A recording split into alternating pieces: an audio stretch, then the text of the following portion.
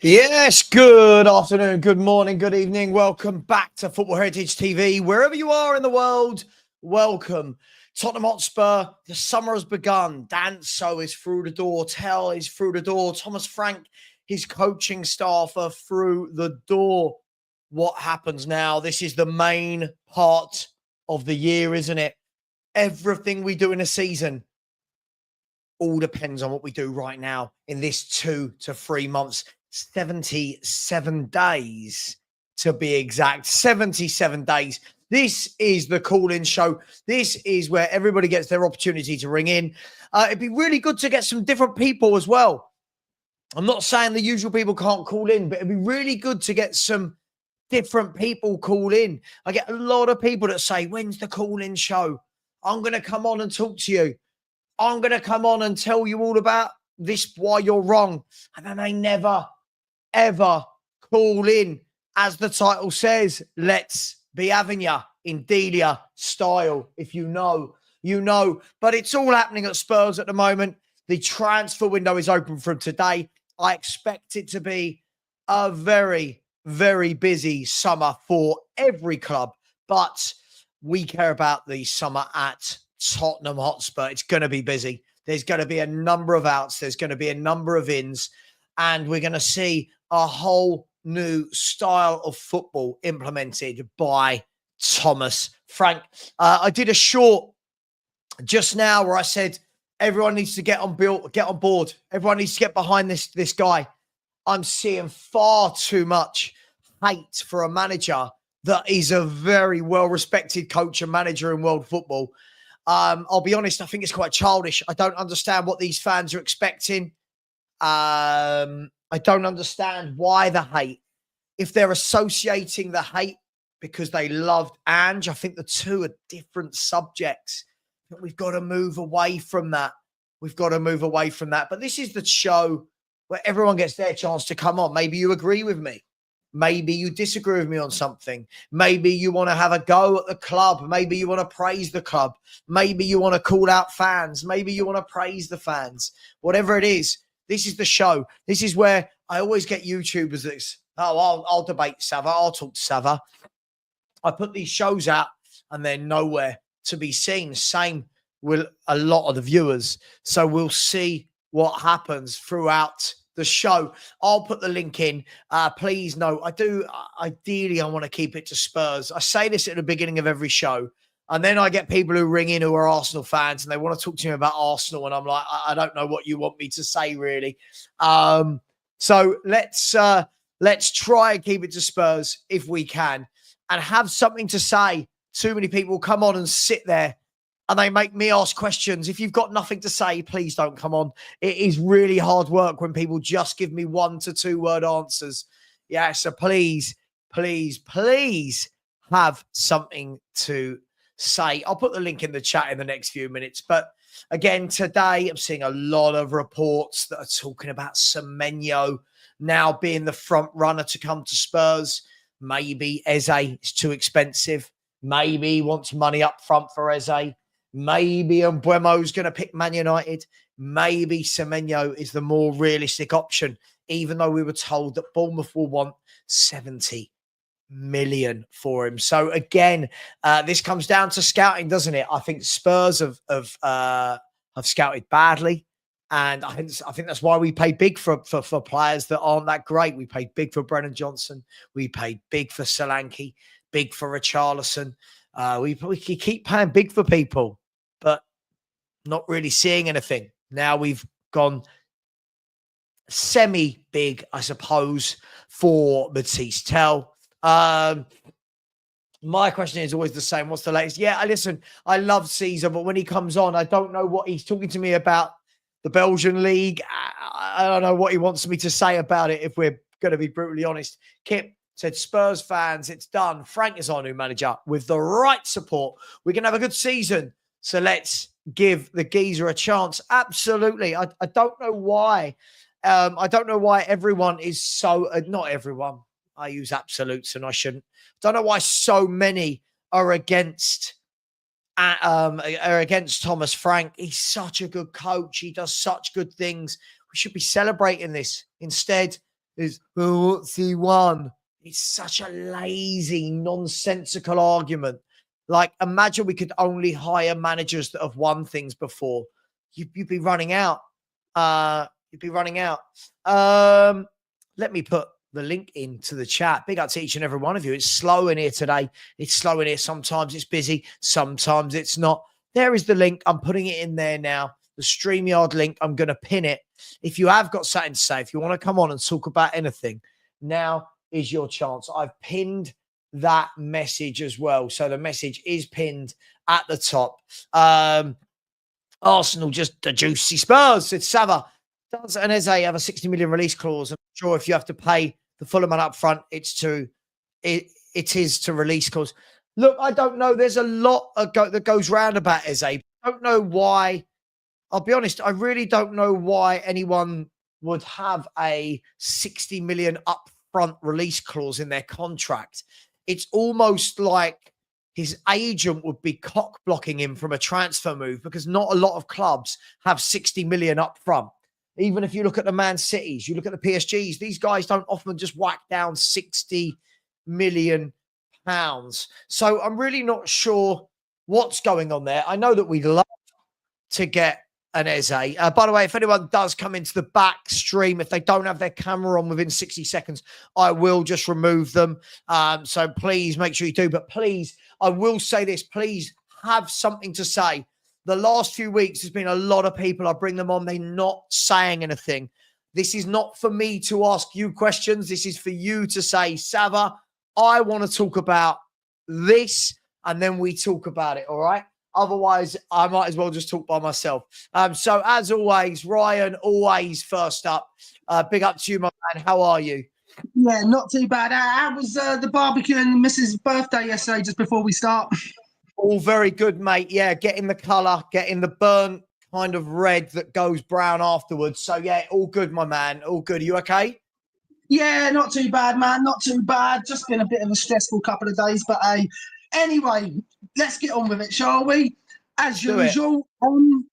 First of all, I don't know why Thomas Frank's getting by... sorry, I'm trying to get my words out today. I don't know why Thomas Frank is getting so much hate from a certain part of the fan base, because it's like he's not even brought in anybody yet, and they're all saying, "Oh no, he's a shit manager. He's this." Come on, give him a chance. Give him a full season. Give him something to work with. He's not Angepostecoglou. He is Thomas Frank. He's his own man. He's got his own tactics. He's got a plan A, plan B, plan C, and a plan D. So why are we not giving this guy a chance? And he coaches. So why do we not give this guy a chance? Come on, guys.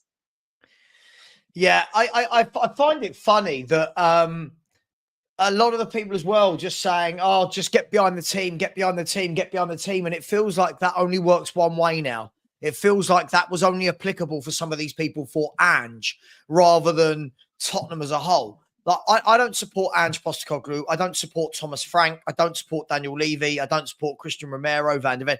I'm a Tottenham fan. I was here before all of them, and I'm going to be here, touch wood, unless I die. I will one day, but unless I die soon, you know, I'm going to be here long after them, same as you are, right? We're going to outlast Thomas Frank. We're going to outlast Romero. We're going to outlast Van der Ven, Maddison, Mikey Moore, all of these people. But it's almost like, I don't know, it's almost like this childish notion of, well, my manager's gone, I'm not backing anybody else. I mean, imagine you get dumped by a girl, right? And you say, right, no, I'm never going out with anyone else ever, or a guy, whichever way people go. I'm never, ever going to go out with anyone else because somebody's dumped me. What? You're going to be pretty lonely, aren't you? Do you know what I mean? Well, look, I like Frank. What do you make of Frank? I like him. I think he's a really good guy. I think he's a good coach.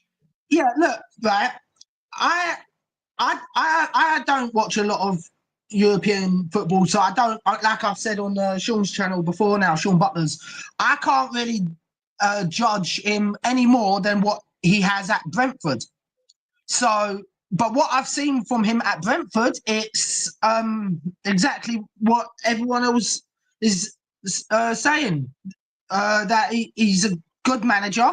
He can coach. He brings in I say he works well with the youth, but they didn't have a good youth academy at Brentford. But it's going to be different when he comes here. Now, would I like to see him work with the likes of some very good quality?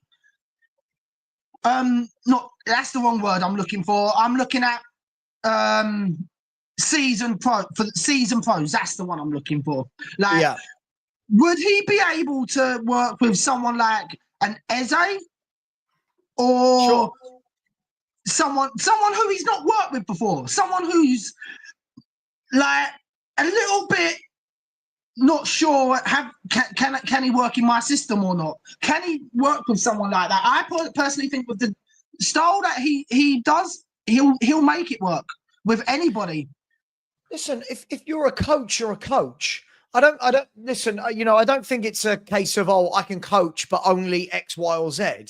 Good coaches will coach all players, right? And, listen, Eze's name gets thrown. I'd be honest, I think Eze's name has been thrown around this fan base more than any other name I've heard in recent years. He's like the modern day Leandro Demau.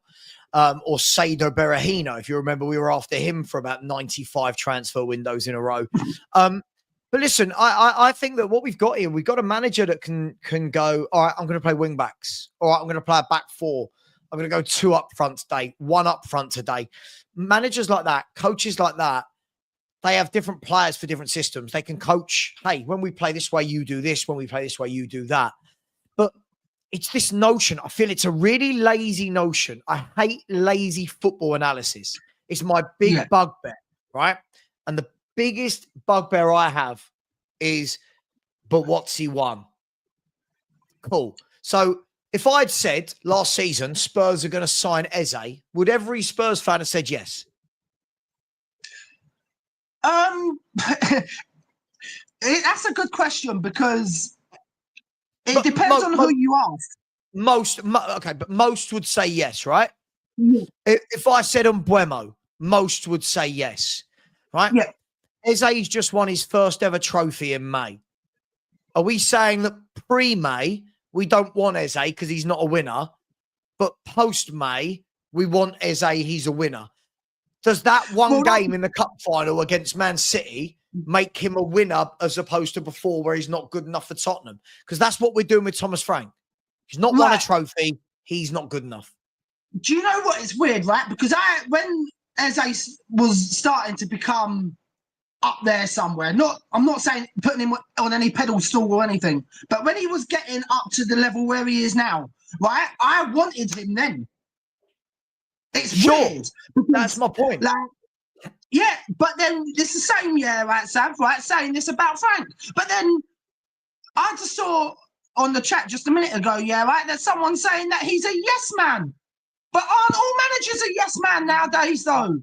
I don't know what this means. I genuinely don't know what this means. So every manager we've had, so Jose, Conte, Poch, Yol, Hoddle, they're all yes men. If that's the case, then can't we stop saying it because they're all the same? Yeah.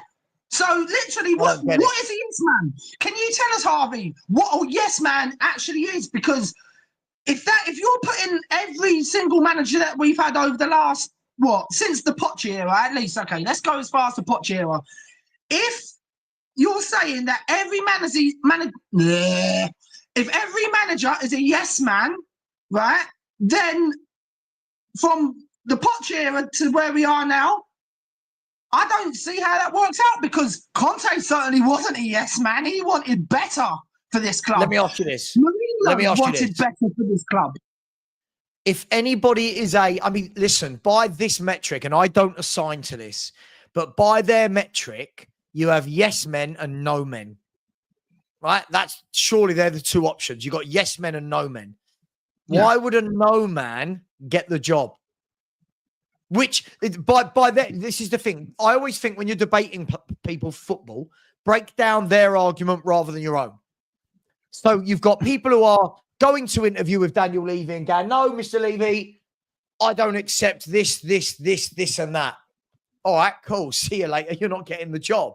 So who would get hired? That means no one would get hired. So someone's going to come in and go, right, Daniel, Daniel Coys, Daniel Coys, I'm only joining Tottenham. You must sign me. Guehi, Eze, Vlahovic, Bakayoko, I don't know, Donnarumma. If you don't sign me them, I'm not joining. Oh, sorry, we're not having that. Oh, I'll walk away. It doesn't make sense. It doesn't make sense. These people assume that at every club you get who you want. I'm guessing there are people that Pep Guardiola wants and doesn't get. There are people that Slot will want at Liverpool that he doesn't get. Pep wanted Florian Wirtz. He's gone to Liverpool. Does that make Pep a yes man because he's taken Cherky instead? Are we sacking Pep? Pep a yes man? It doesn't. These people throw away comments from silly people that don't engage and they don't decompartmentalize their debate. That's my opinion. And the thing is, Sav, right? If that's the case, right? So the first time Pep doesn't get like who he wants, right? Then he walks out the door, then does he? Right. I don't think so. Right. So he didn't get Declan Rice, right? You remember Man City wanted Declan Rice. Declan Rice goes Arsenal. You don't see Pep going, oh, what? Nah. See, like listen, okay, let's use an example right now. And everyone in the background, I can see you also. Thank you very much. There's 5 or 6 of you waiting. Just sit back, put your feet up. I will get you on, guys. Just watch the show as normal. See a few new faces down there, a few of the old faces as well. I don't mean age-wise. I mean in terms of me knowing who you are. Please don't be offended. I can't say anything. Look, I'm getting to that age now where I've got these lines on my head and I just look old as fuck. I think you've got to look at it like this. Look at Nico Williams. Nico Williams is currently wanted by Bayern Munich and Barcelona, who are both having a straight shootout for his signature. That's 2 of the biggest clubs in the world, right? One of them isn't getting him, right? He's not playing for both. So does that mean then that Company or Flick turns around and goes, right, I'm going, nah, you didn't get me who I want? It's not how football works. It's crazy, man. Crazy. No, it doesn't. It doesn't work like that. It's like if you're a good coach, you go, okay, plan A was to get this player, but then okay, we can't get this player because he doesn't want to join. So we go to plan B. Let's go and get him. And then okay, he wants to come. Okay, well he wasn't plan A, but he was plan B, but I can still coach him. That's the way that it goes in football. But I'm not going to say all these fans, but some of these fans are, what's the word I'm looking for? They've got tunnel vision where they say, oh, well, he hasn't got who he wanted. So, and he's been given, just say, go back a couple of years where we wanted someone else and we got Giovanni Lo Celso, right? Oh, well, he wanted someone like a Tillemans or whoever, right? But no, he couldn't, because Poch turned around and said, no, he didn't want Tillemans, so we got Giovanni Lo Celso. All right, so you're telling me at that point, right, that Poch is a yes man, because he turned around and said he didn't want Tillemans. Come on. It's not how football works. It's not just one track minded where you just look at it and say, well, he didn't get plan A, so now he's just gonna. You're saying that he's just a yes man because he's gonna accept whatever Daniel Levy gives him and what anybody else gives him. I don't think so.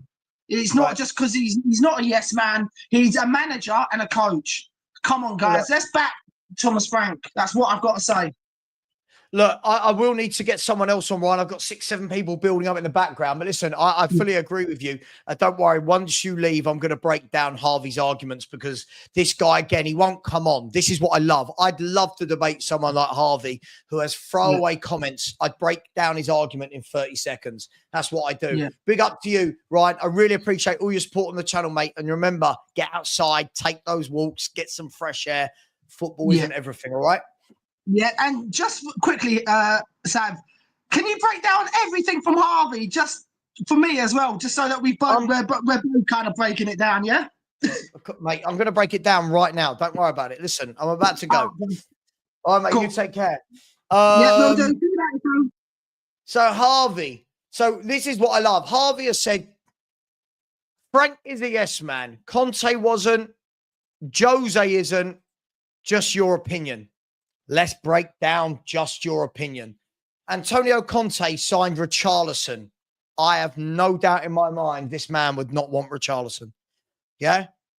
Jose Mourinho got given Joe Hart, Roden, Gedson, Matt Doherty. You think Jose Mourinho, one of the greatest coaches that's ever coached football, turned around to Daniel Levy and said, you know who I really need? I need an 18-year-old Gedson Fernandez on loan. I need Joe Roden from, what was he, Swansea at the time? I think he was from Swansea. I need Matt Doherty from Wolves.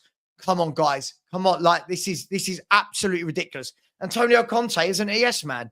All right. So when he was given Jed Spence, why didn't he quit? He didn't want Jed. Why didn't he quit? He was given Richarlison. Everyone said, he wasn't backed. If he wasn't backed, then he's a yes man for accepting the players. This argument doesn't make sense. Harvey, get yourself on, mate. Get yourself on, because we break this down very, very easily. Big up, by the way, I've got Jack next, then Definitely Main, then Paul Smith, then Sakef, then Thomas the Frank Engine, which I believe is Marios, and then Carl Boyd. They're the people at the moment. The link is in the chat. For anyone back there waiting, just be patient. You'll get on. There's no rush. Big up, Jack. How you doing? Long time no see, my man. You good? I know, mate. I'm good. Yeah, I went to Soccer Aid yesterday. Watched nice. Aaron Lennon and Jermaine Defoe rip it up. And to be honest, I think they could probably still get in a semi-decent Premier League team. So, yeah, it was good. Do you know what? I was watching it last night while I was streaming, and I saw Aaron Lennon beat his man for fun, and I thought, I know. I've never seen our wingers beat him. I know. Get him back in. Get Lennon. Yeah, 1,000,000%. I'd take him. I'd take him. You been okay though? You all good? Yeah, mate. I'm all good. Yeah, loving the streams as always. Like, I normally don't catch them because I'm normally at work, but yeah, no, love them when I'm on. So all good. Sod working. Do what I do. Talk about football for a living. Actually, don't. It is stressful. It is more stressful than people think. Trust me, it is. And too much football stuff going in every day, and everyone WhatsApps you all day, every day. My phone does not stop. Go for it. This is your time, Jack. Go for it. What we talking about? What's happening? So I wanted to talk about the Tell signing. Go for it. Go for it. We'll do this all day. I was anti-Tell. I'm not going to lie, until he put pen to paper. But I can't really say I don't want him now. He's signed. I think it's a typical Spurs signing. Like, I think they've realised they could get him for cheaper, because I know like the price was 60 million. Was it before? Yeah. When we got him, and I think they've kind of put two and two together and gone, they've bring the price down. They've halved it. Let's get him in. But I think it kind of changes a little bit with the fact that we've got an actual coach in now, rather than having Angepostecoglou. Like, I think for 30 million, I'm kind of like, if Chelsea went and spent 30 mil on Delap, it's kind of a similar sort of situation, I think. Like, if it doesn't work out, it's 30 million euros. It's not as bad as signing someone like Ndombele. Like, if it doesn't work, it doesn't work, right? So I personally wouldn't have signed him, but I guess it is what it is. Could have been worse. Yeah, I saw that as well. Yeah, that tackle, he took her right out, didn't he? It was typical Bonucci. Yeah. It was clean. It was a clean tackle. Mate, listen, Jack, I think when we talk about the Matisse Tell thing, I think, like everything at Spurs, everything's dramatized, and it doesn't help because you've got idiot YouTubers like me that make everything sensationalized. I think the difficulty that I have with the signing is, I feel like I know what you're going to say. We need to do. We've got so much we need to do, and we're not a club that are frivolous with our spending, and it just frustrates me when I see, okay, in total, the deal's going to be 45 million, which was 10 million that we paid up front in January. And then the other 30 to 35 million, depending on add-ons, is going to be, it isn't actually money going out. It's actually money that should have been coming in from the Harry Kane deal. So listen, it's one of those, if it works out in a few years, you look back and go, oh, what a deal, 40 million. We're now selling him for 120 and he's winning Ballon d'Ors. I think the problem that I have, and I'm not sure if I'll ask you this question. I'm not sure if you agree with this. I just want a man. I want like a 24, 25-year-old winger to put numbers on the board for 3 or 4 years that I don't have to be told, oh, he's young, he's only young. I don't care. You're in the first team of Tottenham Hotspur. If you're 17, 18, 19, that's not my fault. Right? No. The price doesn't change depending on the age of the player. So if you're charging the fans what you do, that's my problem with it, mate, is I'm bored of waiting for everybody to get good in 3 years. Yeah, I agree. I think I absolutely agree with you. I think that's why we need like an Embuemo or like, I guess, a Simmons or something like that. Something that will actually get me off my seat. My other issue with it is I feel like we've got 1,000,001 different wingers. Yes. And people rave about Mikey Moore. We've got that Korean kid that went on loan. We've got, who else have we got? Son, obviously, who Solomon, knows what's going on Hill, with him? Son, Yeah, Yang, Moore, Odegaard, Johnson, Kulu. yeah. We can only just play the one X of on them in on. one position. So it's all well and good signing a 19-year-old that looks promising, but if he can't get game time because there's 4 people in front of him, then he isn't going to get any better, is he? Mate, I agree. I think the worrying thing is when we read out that list of 8 or 9 wingers, not one of them. And again, I suppose it depends on age. And I'm just looking at the people in the background to see what ages they'd be. Maybe somebody in my era there, maybe some bit younger. None of them are in the days where you went, oh, fuck me, Janola's the best winger at the club by a mile. None of them are, oh my God, it's Aaron Lennon. They're all a bit, there's no one there players. that I go, he has to play, right? There's not one there where I go, he's our best winger. I think they're all a bit much of a muchness. Isn't that part of the problem? 1,000,000%. They're all maybe players. Like every single one of them are maybe. Like Brennan Johnson's great if he's scoring, but if not, he's not doing anything. Odegaard, I don't know anything about Odegaard, and he's been at the club for a little while now. Like I don't know anything about Tell other than I've not seen anything good from him. There's nothing to suggest that we've got one winger that I look at and go, oh, he should be. It's like you said, like there's no wingers that we've got that I look and go, oh yeah, he needs to be starting. There's nothing there. Yeah, I think it's an interesting one. We were having this conversation last night. You know, we went and bought Odegaard as the young winger who's got promise and potential and ceiling and all of these stupid words that get cool. So you've got one there already you need to produce on the right. So now we've gone and got one that we need to do exactly the same with on the left. My question is this: who are they playing behind to learn from? Exactly. And this sort of brings me on to what I like in terms of looking at like transfer targets. I think we need to prioritise the midfield. Because at least with the forward line, we've got options. All right, you've got some a little bit experience, some with not a lot of experience, but we've got options there. And I look at the midfield that we've got, and if he's going to play a 3 or a 2, I don't. There's nothing in that entire midfield that I look at and go, oh, that's like we can rely on this player to do a job. Basuma's very hot and cold. Benson Core he's injury prone as far as I'm concerned. And other than that, we've got Lucas Bergwijn and Archie Gray, who are 18, and Archie Gray played left back and centre back for the majority of last season. So there's nothing to suggest that he's a good option.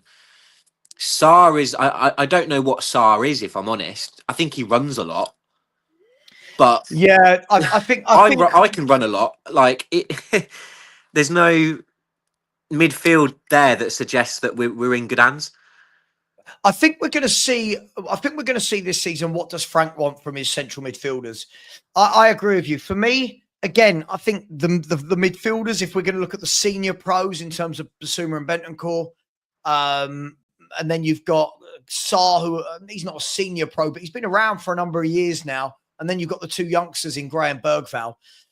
I don't know if there's enough variation between these midfielders. I don't know if there's anyone there that I think, right, you're going to get your foot on the ball, you're going to dictate play, you're going to start. They all work hard. They all run about a lot.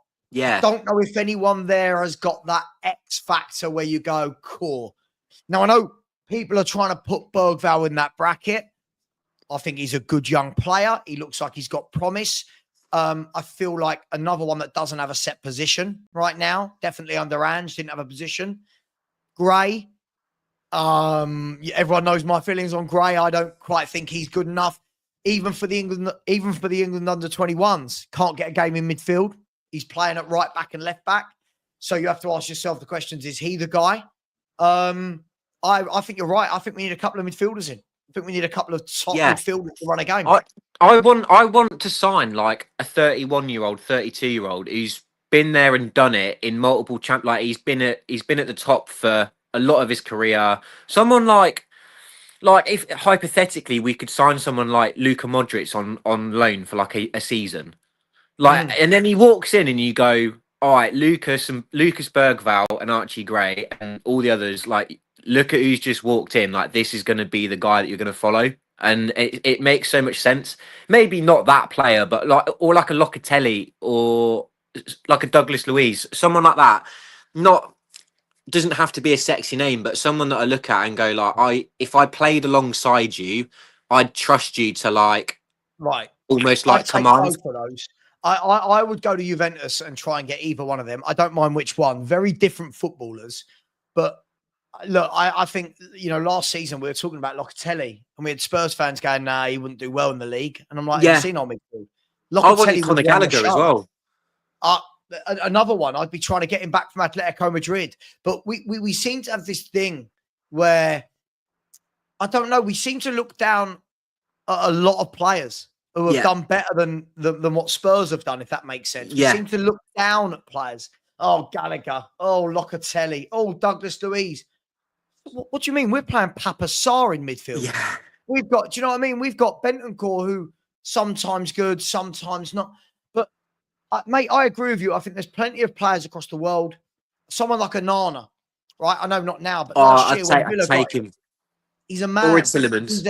He's a physical beast in the midfield, right? Don't worry, kids. Let me deal with all the hard work. Let me be the one bashing people about. We don't have it. We've got lots of nice guys in the team. Yeah, million percent. I also wanted to. This might upset a few people, but I want Romero out. I can't stand him. I want him gone. He doesn't because he doesn't want to be here. I think the timing of that message was poor. And did you see the clip with Harry Redknapp? Yes, I completely agree with it. 1,000,000%. If he was such a great coach and you loved him, why did you finish 17th? Listen, I completely agree with you. Listen, we talked about this last night, and me and Lubo constantly have disagreements on this. All I hear about is how great Romero is. I see more games from him where I'm disappointed than games where I go, yeah, you're quality. So let me put it this way. Whenever I watched Van der Ven, whenever I watched Vertonghen and Alderweireld, never did I watch them and think, God, you were awful today. Yeah. Even before the game, like the lineup would come out and you'd be like, oh, it's them two. Like, like you don't even comment on it really. Like you looked at the lineup and go, oh, cool, it's them two. Sweet, who's next to him? Cool. Like you don't question it at all. I think top players you don't worry about. No. And as I've said many times before, I think Romero, whenever you use the word on his day, whenever you use the phrase on his day, that tells you something. When people are talking about Lionel Messi, I know that's the other end of the scale. No one ever says, oh, on his day, he's brilliant, do they? They just say he's brilliant, right? We don't talk about Rodri at Man City going, oh, on his day. No, Rodri runs the show. He's brilliant every game. Yeah. De Bruyne, I've got a bit older now, but De Bruyne was, God, that guy's great. We've got Romero too many games in a season. I'm like, God, he was awful again today. And fans go, oh, yeah, but it's not his fault. Never his fault. Never his fault. So, yeah, if he stays fine, but he's got to get fit. And he's got to want to be here, Jack. Yeah, I completely agree. And that kind of, like, I was just about to say, I like the fact that Frank's got a no dickheads policy. I think that'll come in handy. I could generally see him leaving, because I look at Romero and I just think dickhead. Like, you don't want to be here. You've missed half the games last season. You kicked up a stink half the time, and you've kind of already disrespected Thomas Frank literally the day he got in. So I think it'll be very interesting if he passes the test for sure. Do you know the funny thing is, you know, we've had him for 4 years, and the first 2 years, the excuses I heard when he was bad was, oh, but it's poor, the players he's playing with under Conte. Yeah. The last 2 years, it's, oh, but it's Ange's system. I'm sorry, but if you're a top player, you stand out. If you're a top player, you stand out. Ledley King played in some terrible Spurs teams. I never watched Ledley King and went, God, you're awful today. He was just brilliant. He was a brilliant footballer. But listen, I make you right, Jack. For me, I think if the price is right, however, if he stays, he's got to get fit and he's got to shut his mouth and play football. I'm bored of him constantly putting Argentina above us. Do you think he has to stay fit, or do you think he makes excuses a lot of the time to not play? Because I'm sorry, but if you're one of the top, is he one of the top earners at the club? He must be, right? He'll be one of the top earners. If I was like one of the top earners at Tottenham Hotspur, like I'd make it my mission to play, even if I had a niggle or not, and it would be solely down to the manager or the fitness team that told me I can't. If I can't play, I can't play. But I'd make sure I play like game in, game out. If I know I'm one of the better players at the club, and I know I'm also one of the top earners, like I'm not making excuses for anything. I'm playing regardless, unless I'm physically told like you're not getting minutes today. I'm playing. I think the problem with that is if you actually look at his career, he's had so many injuries. Like he's missed so much football. And I've always been a huge believer in availability. Yeah, so Again, like, a lot of people couldn't work out what Danny was saying last night. People think in straight lines. And again, this is what I say when you break down people's argument. So what Danny was saying last night is Danso might not be as good as Romero on paper. Right? He's not as good as Romero on paper. So on Danso's best day, he's there. On Romero's best day, he's there. Yeah. The problem is Danso will always perform there. Yeah. Romero, some there, some here, some not playing. And that's the difference. So what Dan was saying, and everyone went, oh my God, Dan, you'd rather Danso than Romero. It's like they don't listen. I would. Yeah. Purely for that exact reason. Like I know I can rely on him. Listen, I agree. Listen, Jack, I'm gonna have to let you go in a minute. I've got a few people waiting in the background. What would just before you go, what would your selling price be? What would be the lowest you'd sell Christian Romero for? I think 50 million, and I'd take it in a heartbeat. I'd absolutely take it in a heartbeat. I'd go and get someone like if Frank wants Collins. I don't know. I'm not going to pretend I know too much about Collins, but sounds like a good player. I'd maybe test the waters for Branthwaite. I don't know how much he'd cost. Probably a bit more than 50, but yeah. Look, I think there's so many good defenders out there. Like I think I'd like to try that. Who was the Korean lad who went to Bayern? Oh, Kim Min-jae. Kim Min-jae, yeah. I'd go and see how much Bayern want for him. I think there's so many good defenders out there that you could get. It's nowhere near like the striker market where it's quite. I mean, I guess it's a bit better at the moment, but there's always good defenders out there for sure. Mate, listen, there's players out there like Undaka, Mancini. There's loads of people. Look at Diamond, Sporting Lisbon. There's defenders everywhere if you scout. I feel like we do the lazy thing each time. I think we do the very lazy scouting part. But as I said, and I think this sums it up, I think this is spot on. So we've had better defenders than Romero, the likes of King, Jan and Toby. We are still here. I wouldn't be too upset if we sold Romero. He's such a liability. Exactly, spot on. If Thomas Frank speaks to him and says, are you 100% committed? If the answer isn't 100% yes, see you later. And I'm going into Daniel Levy's office and going, we've got to find a solution to get this guy out. I need 25 squad players that want to be here and play. You know, I need 25 footballers that want to be at Tottenham, but fans are too sentimental. Fans are too, oh my God, what you want to get rid of Romero? Well, we've got fans that still talk about Harry Kane. Oh God, it's so embarrassing. It is so embarrassing. Harry Kane. Oh my God. Listen, Jack, I'm gonna have to let you go, my friend. I've got to bring on my man, Definitely Main, then Carl, then Marios. If anyone else would like to join in the back, there is the link. It is pinned. Jack, thanks for coming on, my man. Really appreciate it. Yeah, cheers, mate. I'll come on again, and whenever like you need a guest or whatever, just let me know. Cool. So you're going by the Deaconator, right? Yeah. Got it. All right, mate. Listen, Really appreciate you, and I'll see you very, very soon. All right. Sweet, mate. Cheers. Thanks for having me on. Take care, buddy. See you later. You lot in the chat, atrocious. Not even 100 likes yet. Only 89 likes. Please smash that like button. We haven't had one subscriber today. We've just had one subscriber and only 89 likes. Let's sort that out. Big up to my man, Definitely Main. I'm so sorry, bro. I always forget your actual name. Oh, just call me Andy. It's fine, mate. Andy, yeah, because I just need to associate a name. By the way, everyone in the chat, please do join if you want to. There's 2 people after Andy. The link is in there. Lots of people talk a great game and never ever want to come on and say, Andy, talk to me. It's never dull at Spurs. What's going on? So I'm kind of conflicted regarding my feelings for next season, basically, because on one hand, we got Franklin, who's proved himself to be a bloody good coach. I mean, Brentford, that you could probably call him adjacent to Wycombe Wanderers before he came in, you know, sort of going around those kind of leagues. He's come in, he's brought him up to the Prem, and he's kept him there, you know. So he's got something about him. He's proven that he can coach. He said that he's not just got plan B, he's got plan B, plan A, B, plan C. You know, he's got a plan for every single team that comes his way, right? So I'm excited about having a coach like that. And I'm finally going to see some order on the pitch as opposed to this gung-ho stuff under Ange.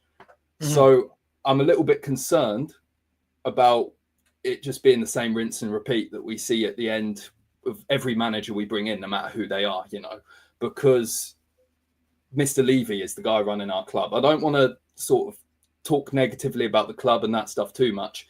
It's just, it always does seem to end the same way.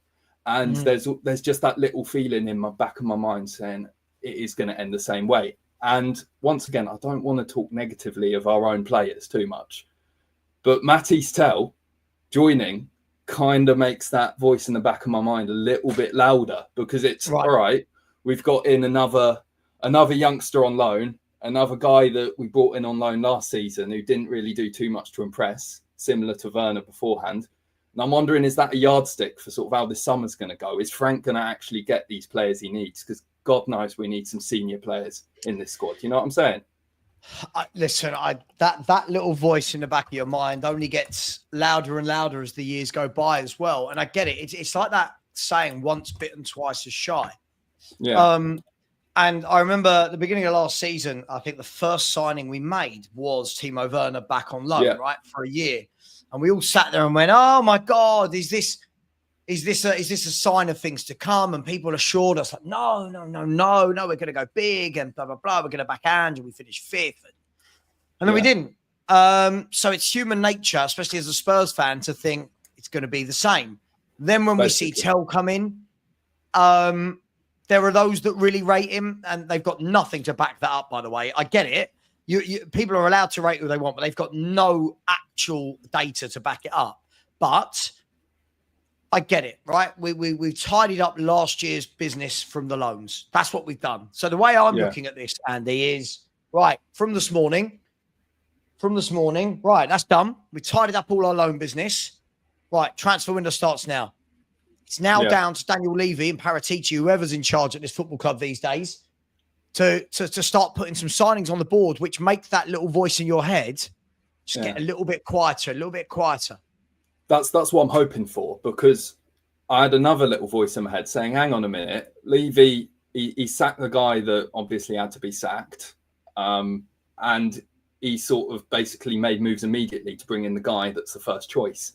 And I was thinking, that's not like usual. I was expecting some sort of pantomime where we go to this manager, we go to that manager, he rejects us, we're not willing to give that other guy what he wants to join, you know. I was expecting this, but now we sort of just said, that's our guy, we want him, we've gotten him over the line. And I think that's different from how it usually is. So yeah, there is sort of that flip side of things, that maybe things will start looking differently. And part of me is thinking this, what's his name, Vinay, this fella we brought in from Arsenal, maybe he's pulling some strings behind the scenes that haven't been pulled before, and maybe next season is going to look different. But I do wonder whether our fans have it in them to give Thomas Frank some time to develop this sort of very young squad, you know, sort of build them up, and whether if there are some signs of some sort of, you know, tough points, whether we'll try and get rid of them immediately, because I don't want to do that whole thing, you know, again. Yeah, I think that the difficulty that we've got now is the fan base seems to be very split because of what happened to Ange. As I've said, rather than going, right, you've got situation A over here, which was Ange, situation B over here, which is Frank and the new manager. In reality, they're nothing to do with each other. Yeah. In reality, do you know what I mean? In reality, it's like if I go, I don't know, if I go to my local co-op and get a job there as a store manager, it's just down the road. I'm just using that as an example. The previous store manager isn't my concern, right? Yeah. The previous store manager isn't my concern. There'll be staff that are like, oh, you're not like how he or she was. Sure, but I'm my own guy. I'm bringing my own ideas. I'm doing my thing. And from day one, it's my job to make sure, right, listen, hey, I know I'm not so-and-so.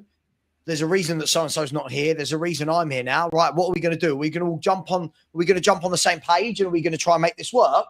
Or are we going to have a split from day one because people have got spilt milk over a manager that ultimately had a 17th in the Premier League? Yeah. So for me, there's too many fans that are, their anger towards Frank isn't actually towards Frank.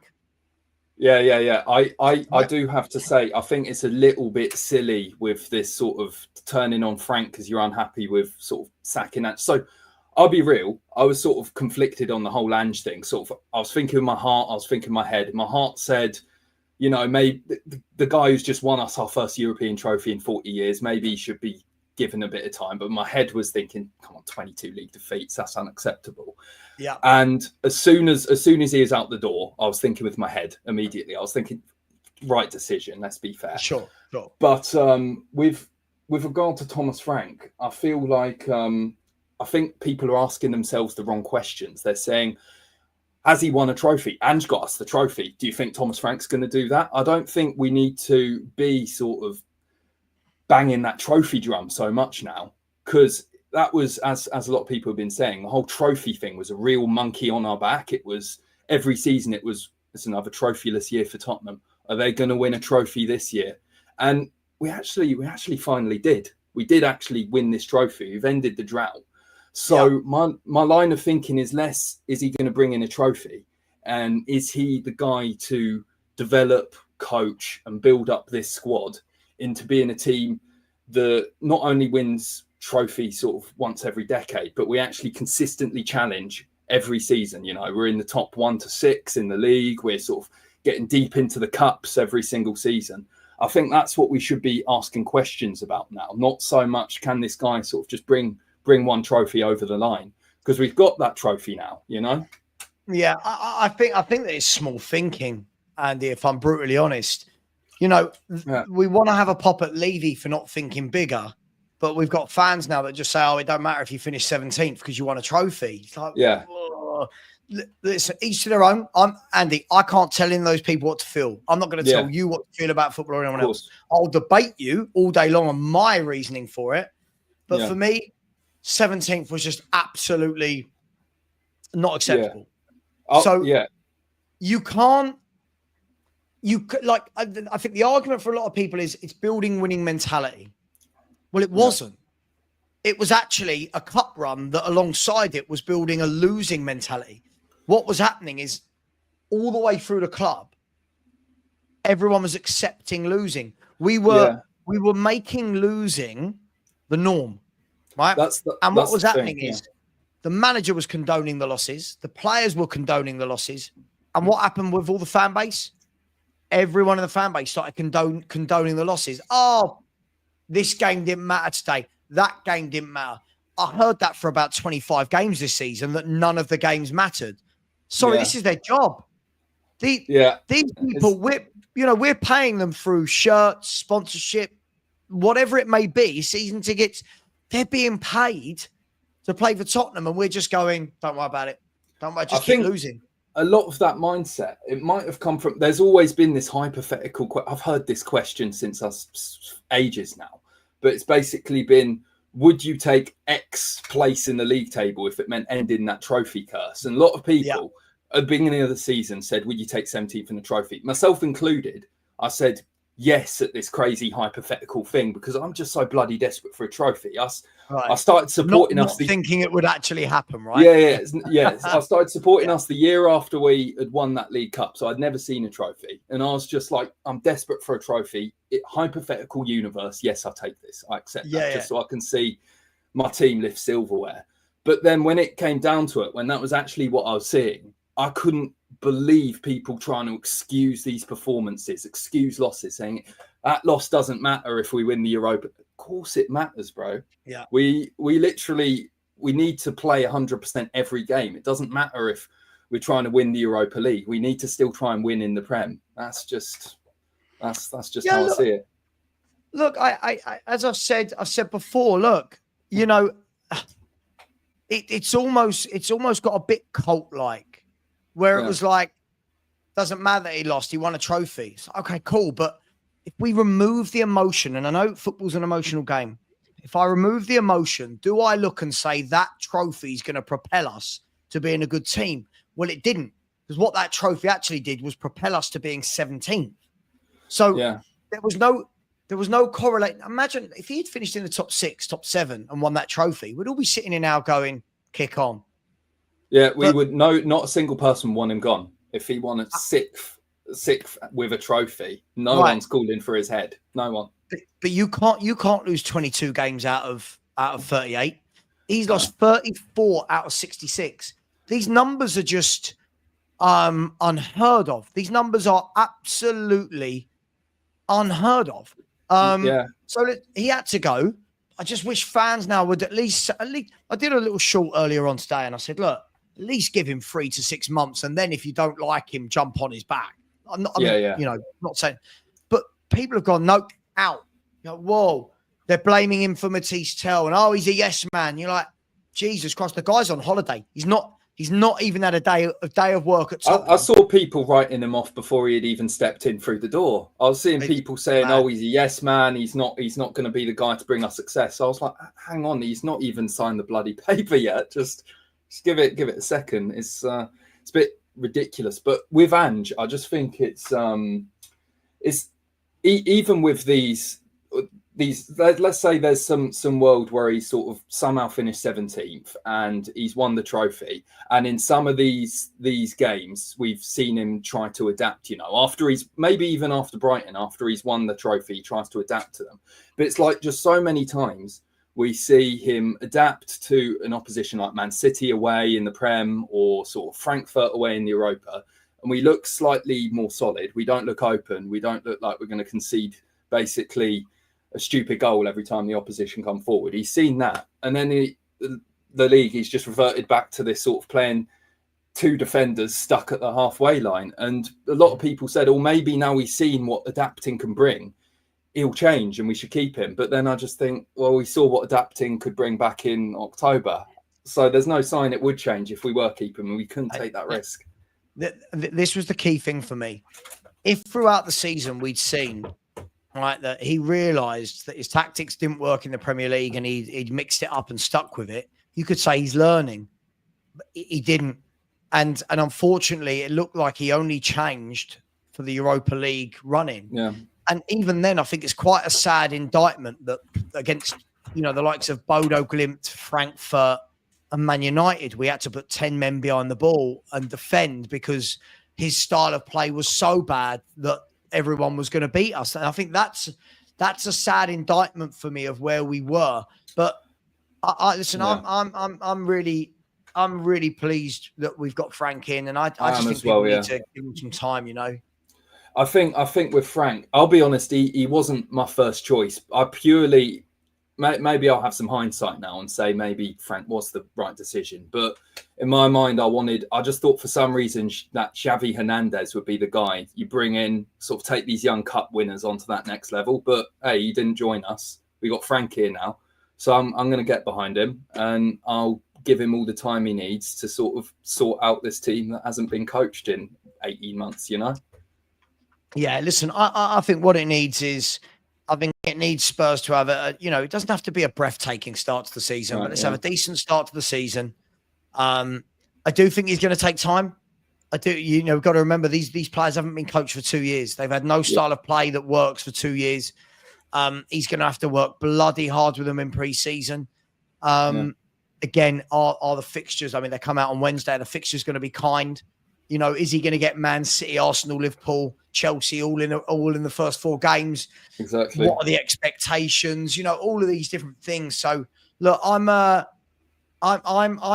optimistic, but again, I think that we have to be really sensible here, and our fan base aren't being. We are 17th. We're the 17th best team in the Premier League right now, and I'm seeing fans say, well, if he doesn't finish top 4 or 5, he's been shit. And you're like, well, hang on. That's 12 places above where we are right now. Like 12 places. It's a lot to ask. It seems like they're doing the turning their nose up at something. And you just wonder, where have you got the audacity to do that? It's like all these players they turn their nose up to. Oh, we can't have Grealish. We can't have this player. But then and then last summer, they were trying to convince me that these sort of players I hadn't really heard their name before, respect to them, they're trying to convince me that they're the next Messi or they're the next like Iniesta. And I'm like, and then I just get called negative for saying, hold on a second, these are just some random youngsters no one have ever heard of. How do we know that they're going to be these world-class players? It's like you can't really have it both ways. But this is what we do. I mean, when I'm sitting here and watching people debate why Gray's brilliant, why Tell's going to be brilliant, why Brennan Johnson should stay, why Solanke's great. And then if I put names forward like Grealish, I'm told, oh, I don't know. And you're like, hang on. We've just been arguing for Matisse Tell, who's done nothing that Jack Grealish has done in his football career. You know, I'm being told that we want Archie Grays over Locatelli's. Like, I don't understand this fan base in any way, shape or form. And you know the funny thing, Andy? If we signed a Locatelli, right, our fans will then start making videos about how he's the best midfielder in the country. Like, we are a very strange fan base. It's either one extreme or the other. It's either, you know, this player no one's ever seen play football before is the next Maradona. And this player who's got a solid Prem career, he's proved himself, you know, he's washed. We can't have him at Spurs. And it's like, you just wonder, don't you? The Grealish thing makes me laugh. Like, everyone suddenly knows Jack Grealish intimately. Everyone is now, oh, he's a drunk. What, you mean you saw him drunk? Not a drunk, you saw him drunk. After he had won a treble, after he'd won the Champions League. Like, you know, oh, he's a bad influence. Well, everybody in football says it's the complete opposite, that Jack Grealish is a brilliant influence in the change room. He's brilliant with the youth players. He's a captain. He's a leader. But all these people just go, nah, imagine him and Maddison together. I saw Eugene, who's normally in my chat yesterday, was giving it the old, I just don't like his attitude. What attitude? Like, what attitude are you seeing then that I'm not seeing? I don't see him do anything wrong. I see him give 100% when he plays. I haven't seen. Yeah, I can't comment on his character, to be fair, because I haven't seen anything about his character, nor good nor bad, just nothing. I've only seen his footballing, and whenever I see his footballing, I just think wouldn't hurt to have a player like him on your team. You know, sort of even if he can't play every game, imagine just having him as an option. You'd be bloody good, wouldn't it? Because I think you need players like him in your team, don't you? I think as well, I think the difficult thing with this, and I was trying to explain this on my show last night, was just because a player's not had the greatest year, players have years where things don't go right for them or they find themselves out of favour. It doesn't suddenly make them a shit footballer. Imagine we applied that to all of us in our personal lives. Right? Imagine I have a month where my streaming's not great. I'm a bit below par, not the normal energy that you see from me. Sorry, does my channel get shut down? Like, I'm suddenly, that guy's shit, he can't stream. Like, it doesn't make sense. But apparently now, Jack Grealish, all these people who know Jack inside out, he's gone, he's finished at 20. I reckon if you sat down right now and said to Jack Grealish, Jack, are you finished at 29? Going to be like, no. What are you, definitely not. What do you mean? I'm fit as a fiddle. What do you mean? Like, it's all mad. It's all mad. But the same people want to keep Son, who's 33. He's not finished. But what do you think about Son? Do you think that this summer would be a good time to sort of sell him on, leave, because I'll be honest, I don't want to be too harsh, but the past few months where I've seen him running, he's been really slow. Whenever he gives the ball away, I've noticed he doesn't sort of just give it away in an annoying way. He sort of gives it away and suddenly it's down the opposition and they're getting a chance to score against us. And I think now that he's got his trophy, would it be a good time to ship him off with his head held high, if that makes sense, you know? Yeah, I listen, I've said for years, we are a very sentimental bunch. I did a video the other day, and by the way, I didn't even give my opinion. I literally asked some questions. And in a lot of my videos, I ask questions that people think are statements. And I just said, look, what would you do with Sonny? I was like, you know, is now a good time to move him on? He's 33 in July. He, you know, age catches up with us all. His legs look like they've been going the last few years. He's not as clinical as he was. The output's not what it used to be. You would think, honestly, that I'd slept with everyone's mum, the way they talk about you. You honestly, it's mad. You are not a Spurs fan. How disrespectful. Where's the respect? What do you mean? Other clubs wouldn't.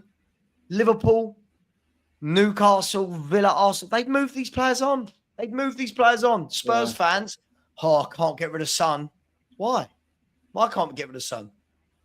Yeah, it's a good question. I mean, if he's not playing up to standard and he's sort of proving to, I don't want to call him a liability, but if every time you give the ball away, the opposition are getting a chance, I mean, there's not many other correct words to call him there, you know. And I just think now he's got this trophy, I think it would be the perfect time to maybe sort of say, all right then, mate, thanks for everything you've done for us. You know, you've been a legend, you are a legend, but yeah, your time here is concluded. And then also that with the fact that we've seemed to have all these wingers, and I don't know how any of them are going to grow because you can only play two wingers, and that's even if you're playing 4-3-3. How on earth are we going to sort of try and sort of develop, or Matty's Tell now, Odebear, and Jai, or Mikey Moore, and keep Son as well, because Son's kind of got that sort of captain first start in place? How are we going to develop any of these young wingers if we've already got this winger who's set there?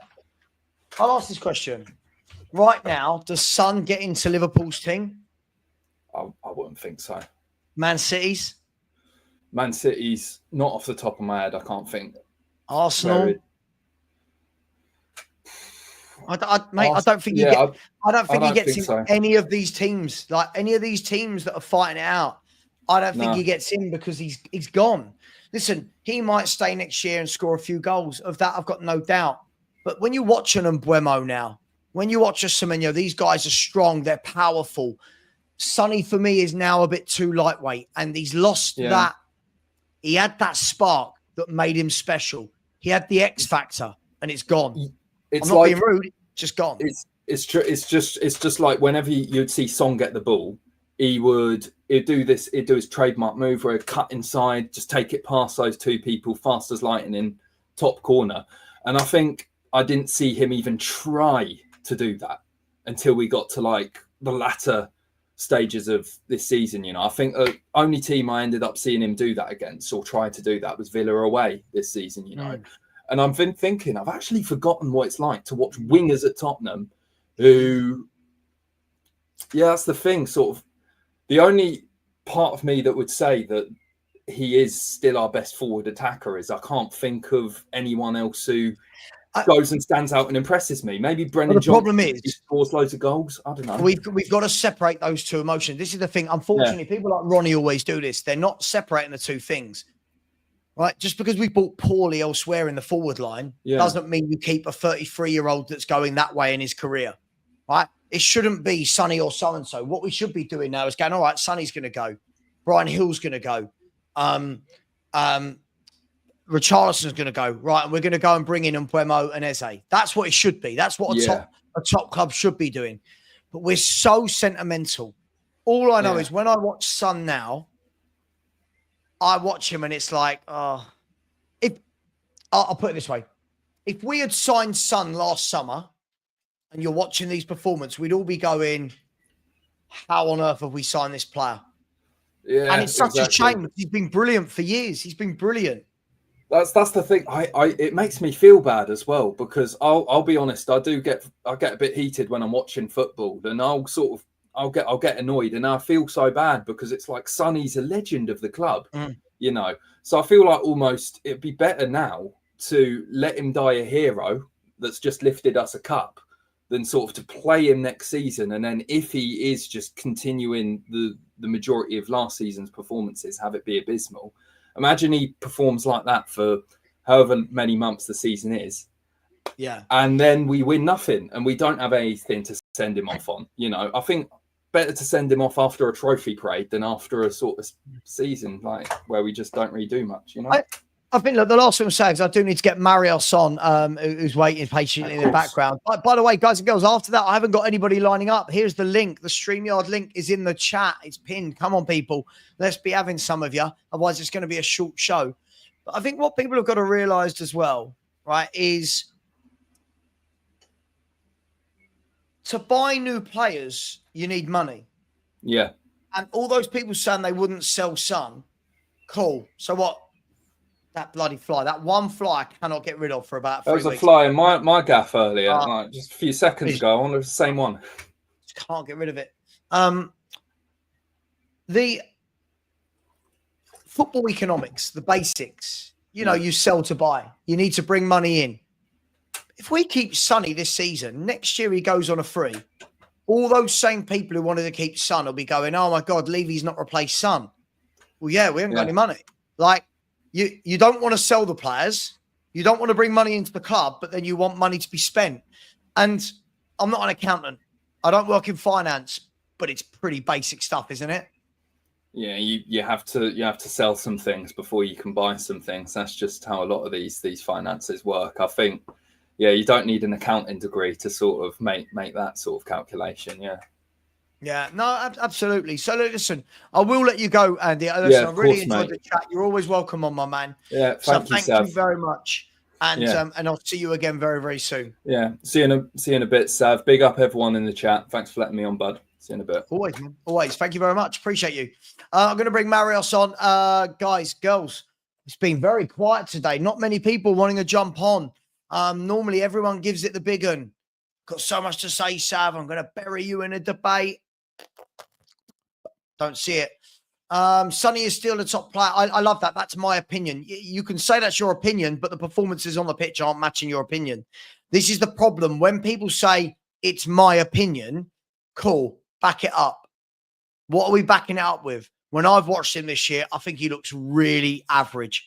He looks like an older player that's losing it. Big up, Marios. How you doing, mate? I'm fine. What about you? I'm good, my man. Is that an Olympic Lyon top? Yes, I bought it in France last year. Nice. What do you want to talk about today, my man? I want to talk about the latest news about Tel. Okay, about Matisse Tel. Go for it. I think it's pretty underwhelming, but if we sign Eze or Mbuemo or someone, I will be behind it. Okay, so if Tel was the backup, so to speak, or a rotating player behind an Eze and Mbuemo, that level, then you'd be comfortable with the signing. Yes, but I don't think it's good enough to play in the Champions League for next year. What, Tel? Yes, I don't think it's good enough to play in the Champions League.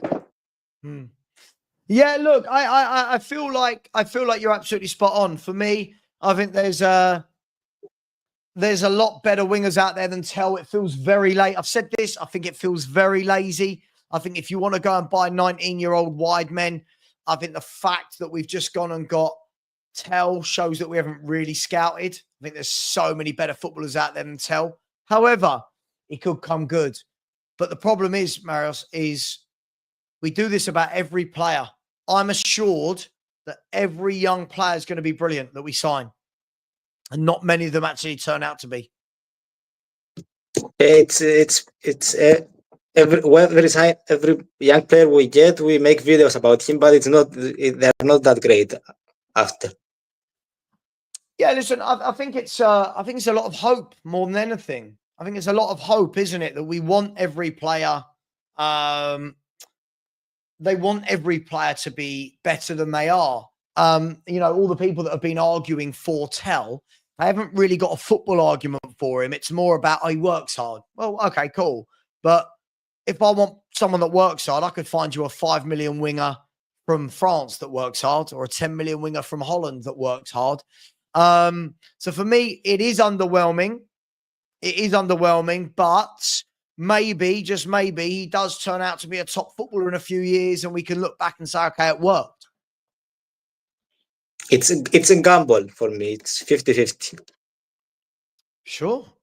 I think there's a lot of signings that are a gamble. I absolutely think there are a lot of signings that are a gamble. I just think that if, with good scouting, you can go out and find from all of these European leagues. I think you can go and find really good, talented footballers. Tell, for me, I didn't think he did a single thing on loan. I don't think he did anything that made me go, yeah, top player.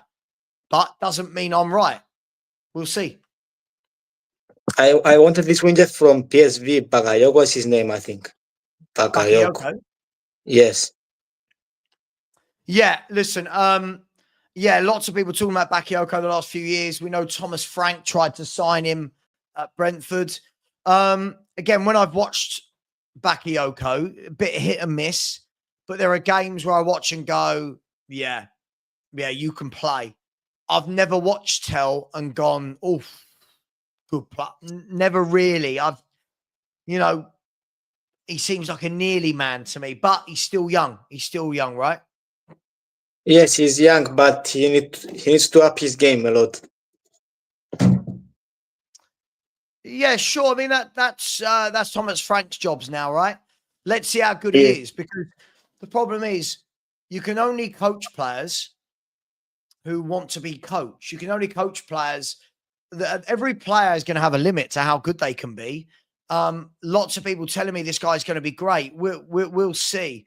I just think that for 40, I mean, the total fee is going to work out to about 45 million pounds for a 19-year-old. It feels like this is exactly what we've done. This is exactly what we done last year with Archie Gray. So for me, I've got, I don't know, I'll put it on the back burner. We'll see what happens, but it just doesn't excite me. Sorry, it just doesn't excite me, Marios. So we sell Kane for 60 million now? Yes. Sorry, say that again. We sold Kane for 60 million now? Well, yeah, I mean, essentially, we've sold Kane for what, 55 million, 60 million plus Tell, which is, if anyone had said that 2 years ago when we sold him, you would have said, that's terrible. But listen, it is what it is. He's in. You know, we can all be as happy or disappointed as we like, but he's here, right? He's a Spurs player, and we'll see. But if we start the season with Tell on the left, then it tells me we've not had a very good window and that we're not moving forward as a club. Yes, I agree. You think it was a Frank signing or club signing? I don't know. Listen, there's a lot of speculation when it comes to that. There's a lot of speculation, but listen, I think most players that sign for clubs will end up being club signings. But, lots of people at the moment are talking about the boy from Rennes. I don't know where they're getting this news from. So Arnau Calamuendo, 23 years of age from Rennes. Last year, 17 goals in 33 league games, 18 goals in 34 games. See, a bit better numbers, tiny bit older, bit more experience, got nearly 200 career games under his belt. Do you know a lot about him? No, I don't follow a lot the French league. No, I don't know a lot. No. Well, listen, I don't know too much about him, but listen, a lot of people are saying he's good. We'll see. But I just want Spurs to do something that lifts all our spirits. That's all I want. Something that we all get together and go, yes, that's a good signing. And Buemo Ezel, something like that we need to do. Yeah, I'll be honest. I don't think we're going to sign either of them. I'm not being negative. I just don't think we will. So it's just been sent to me here. So Tottenham have decided to accelerate talks to sign Arnaud Calamuendo from Rennes. I've seen him play a few times. I'd need to see him a lot more to actually go in detail, but let's see. 23 years of age. At least that's not a teenager. At least he's a bit older, a bit more experienced. We'll see. We'll see. Is there anything else you wanted to talk about? Yes, about Romero, I will talk about. Okay, go for it. Go for it. I think it's a lot hit and miss. When he plays good, though, he's top. When he's on it, he's top. How often is he on it? It 1 out of 5 games he's on it. And that's the concern, right? That it's not how good he can be, it's when is he going to be good? Yes. Yeah, that's the worry. That's a massive worry for me. How much would you sell him for? 60 million. 55 million. He's got 2 years left on his contract. For me, it's injuries. It's too many injuries. He's not available. He's not available. So I've said this so many times. If you're going to build a team around players that aren't available, how can you build around that? How can I turn around and say, I want to build around this team, but the player I want to build around is always injured? How can I build around that? You can't. It's risky to build around it. Yeah, absolutely. Let's have a look. So Will said the usual suspects clicking up these Tell videos, same channels who made the team over. Yeah, this is the problem. I'm already seeing the videos go round about how Tell compliments Thomas Frank's system, but I heard all these videos last year about Gray, Solanke, Werner. I heard Odeber. They keep making these videos, and then when it doesn't come true, they don't take accountability, and that's what frustrates me. So, anything else you want to say, Marios, before I let you go? Would you be happy to swap Gallagher for Romero or no? Would I be happy to swap Gallagher? For Romero, yes. I mean, I like Gallagher. I think he's a very hard-working midfielder that can do it all. He scores goals. He likes to tackle. He's got a good engine. He's always fit. He likes to get his head up and play the ball forward. I'd take Gallagher in a heartbeat. And that for me would be sensible business. For me, it would. Yeah. Yes, but I agree. For me, it will be too. I like Gallagher. He was good in the Euros too last year for England. Yeah. Look, I think Gallagher is one of those players who he's a leader of men. He's a captain. You put him in and alongside someone like a Locatelli who controls the game, and you let Gallagher do all your box-to-box work. I'm happy with that, but we'll see. Maybe Gallagher wants to come back. Would he join Tottenham? He's a Chelsea lad. I don't know. I just don't think it would happen. We need the 6. We don't have players like McKean, like Wanyama. We need someone like that. We didn't have for 2 years now. Yeah, I don't think that Gallagher's your number 6, mate. I don't think Gallagher's your number 6. I think he's a box-to-box midfielder. But when he was in the Premier League, nearly all of his stats, he was in the top 5 players for every midfielder stat. Goals scored, tackles, interceptions, ground covered. Like he did very, very well. But never got the credit. Never got the credit. So we'll see. But I mean, when we're saying, look, Destiny, come on, man. I don't want no Chelsea scum. Come on, we're grown-ups. Come on. Look.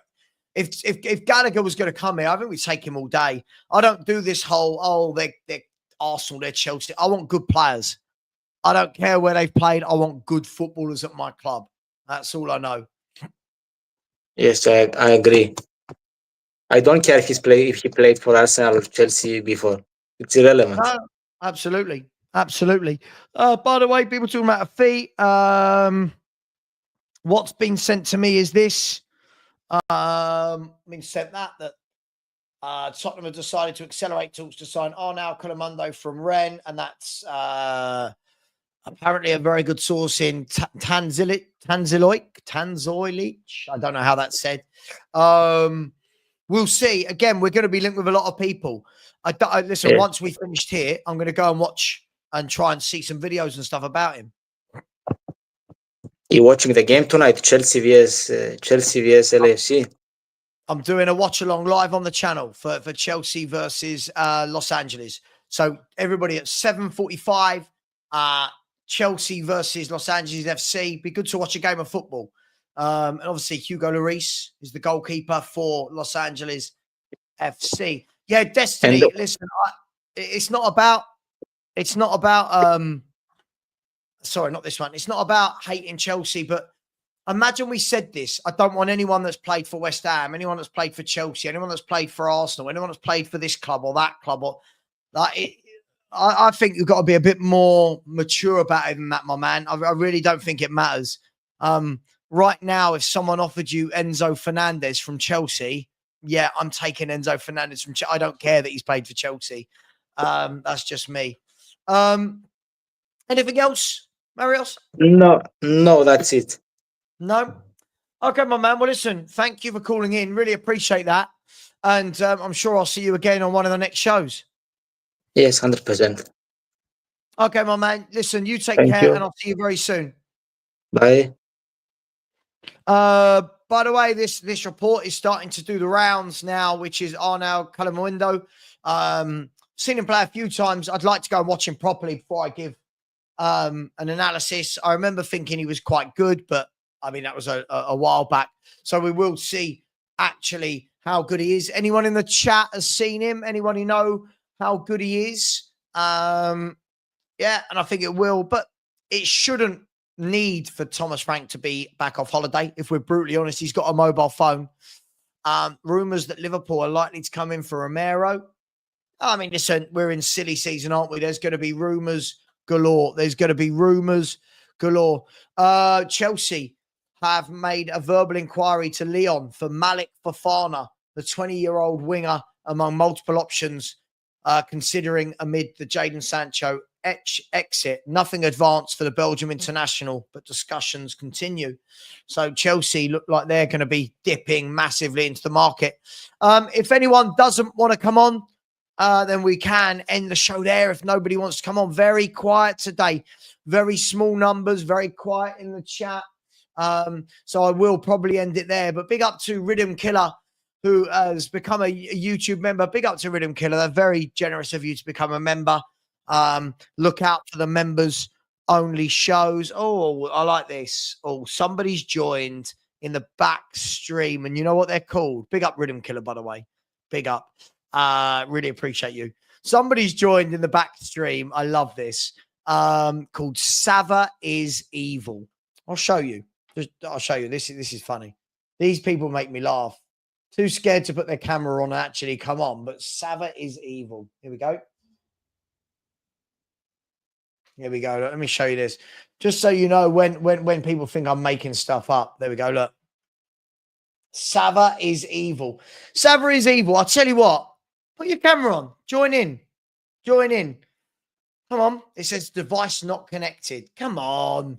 What's wrong with you? Come on. Savva is Evil. Savva is Evil. And he's always written a message to me. You use every fallacy in the book. Oh, dude, mate, you ain't even got the balls to put your camera on. Come on. If you're gonna try and be a big man or woman, put your camera on. Join in. Let's see you. You use every fallacy in the book. Makes no sense, but sure, let's do it. Come on. Come on. I know you're not scared, really. Come on. Savva is Evil. I'll give that person a few seconds to see if they man up a little bit. Or maybe they need a few more cuddles from their mummy and their daddy. Mummy and daddy not cuddle you enough. Is that what's wrong? It's all right. Go on. Come on. Rinketic, how you doing, my man? Just while we wait for Savva is Evil. You can see him in the background, can't you? You can see him in the background? No. If you look at the private chat, you'll be able to see it. Okay. Yeah? Yeah. Yeah. I like it. Ad hominem fallacy. I love it. Man up. Put your camera on. Come on screen and talk to me. Rinketic, my friend, how are you? I'm good. How are you? I'm well, man. I'm well. Other than being evil, I'm all right, mate. Thank you for asking. What is it that you want to talk about? I think it was today's show or like a show the other day. That's why I was laughing. I saw his comment. Something Yeah. sorry. No, I wanted to talk to you about like before I think sorry. I think it Go was on, like right. this morning show or like yesterday's show. You said something like strikers' numbers matter. Like if a striker scores a lot of goals, you might like them, etc., etc. But I think that's not like 100% true because we have seen like because for example Westerlo have a great striker, for example, but he doesn't get the service enough to get those goals, like to score those like amount of goals because he doesn't get chances. While, for example, Mika Birev at Monaco, he has like 20 goals this last season, but I don't think he's that good. If you get my point. Yeah, look, Because I in the think end of the day, go on. sorry. No, go on. Because in the end of the day, like not everyone can be like a Harry Kane and become like a playmaker / striker. Like if you don't get the service enough, you won't be able to score those amount of goals.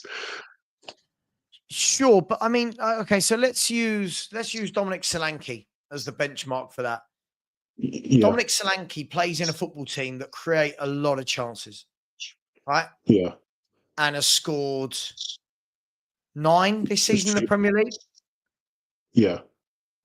Like, is that good enough? I mean, for No, me, no, I don't rate him. But like for example, this Westerlo striker, he's called Frigan. If you look at like his hold up play and how he runs, like he got the football IQ, but he doesn't get the service enough. But while in general, if you watch like Solanke, like he seems like he's kind of lost sometimes. yeah, I think the difficulty is sometimes I think players are bought off the back of one good season. And unfortunately, I think Solanke was that guy. Listen, I'm not saying every striker that you sign has to get 20, 25 goals. I'm aware that there are forwards that bring other things to the game. There are forwards that bring hold-up play. There are forwards that bring assists. There are forwards that bring skill, work rate. But if you are going to spend 60 million on a striker, you've got to be banging in some goals. It's that simple. You've got to bang in some goals. So I just think we keep buying strikers that don't score goals. Solanke, Richarlison. It feels like really lazy signings from Spurs in that side of things. Do you agree or disagree? I agree. I agree. Like for example, this striker, like he would not even cost like maximum 20 million because he's kind of like unknown from like the Belgium league. And the only thing people are living on like, and I think also because Solanke, he was what 60 million, and it was also because of the English quota or English tax or whatever it's called. Yeah, it was English tax. Yeah. Yeah. So yeah, I agree. But to be honest, like I think it's up to scouting, right? Like you don't need to go for those like 60 million. You could you can go for those like 20 million, 30 million. There are players out there who's good enough to be like better than those like Solanke, Richarlison, Brennan. But Rinketic, it's as I said earlier in the show, it's scouting. I feel like Spurs are very lazy when we scout. Like we go out and it was Timo Werner on loan. It's like, oh, how lazy is that? Then the following summer, Timo Werner again on loan. It's like, come on, you've got the whole of the market to scour, the whole of world football. And that's what we came up with. You've got the whole of world football. We've come up with Matisse Tell. We had the whole of world football for a young midfielder. And we came up with Archie Gray. It's just, I don't know, it just feels very sloppy and lazy. And then when Spurs actually like scout well, they don't spend the cash. Like Ruben Diaz and Bruno Fernandes and I forgot who also, Dybala, for example. Mm. Like they were like actually linked to Spurs, and then like the man upstairs is not willing to spend that extra money. Yeah, but the thing is, we spend the money. Like, if you look, how much did Sanchez cost? No, How much? I meant on those type of players, like I hear what you're saying, but you know, for example, why will we spend £60 million on a Solanke, but we wouldn't spend £60 million on an Eze? You know, why would we spend £60 million on Ndombele, but we didn't want to spend an extra £5 million to get Grealish? You know, I don't understand a lot of the things that go on at this club, and hopefully we've got to see something different this transfer window. Yeah, I agree. You know, like, may I ask you something before I leave? Would you be, since Thomas Frank is a coach and he's known to work for like with like players who is not that like 60 million, 50 million, whatever, would you be willing to, for example, instead of going for like a Morten Jumland, who's like release clause is like 80, go for like a friend group who is, for what I've seen, is kind of like for like, but he's maybe like 20 million from a Genoa instead, like just by those like B Tech so-called. Well, I don't think they're B Tech, but I know what you mean. I mean, for me, I think when it comes to that kind of market, the Scandinavian market, etc., I'm kind of happy for the Scandinavian market, the European market. I'm kind of happy that Thomas Frank seems to know his stuff. He's brought in a lot of good players that he's upskilled at Brentford. There's some really good players that he's brought in over the years. And again, it's how many young kids do we want to keep buying? Like, how old is Frendrup? He's quite young, isn't he? 24. Oh, 24. Listen, I'm all over that. That's fine. But he's built like a proper, like he's proper built. No, like I'm all over he that. rarely gets bullied. What I didn't want was Frohart. And it's not that I think he's, you know, he could be a good player, but what I want is I want some men. I want some men in this football team. May I add something with the Froholt thing? I actually don't think Froholt was a Thomas Frank signing. I think it was a Lange signing. Because Froholt is nowhere near a so-called Thomas Frank player. He's more of a Lange signing because of the Copenhagen link. Like Froholt got energy, but he's not even like good on the ball, and he's not even that strong. So Look.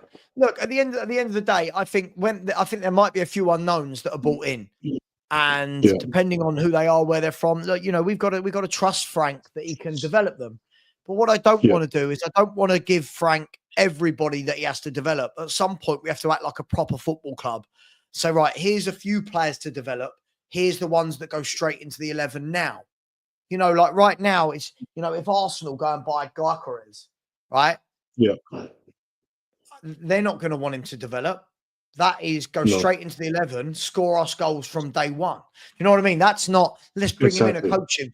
Get in that first team, bang goals in, no time to settle it, go, right?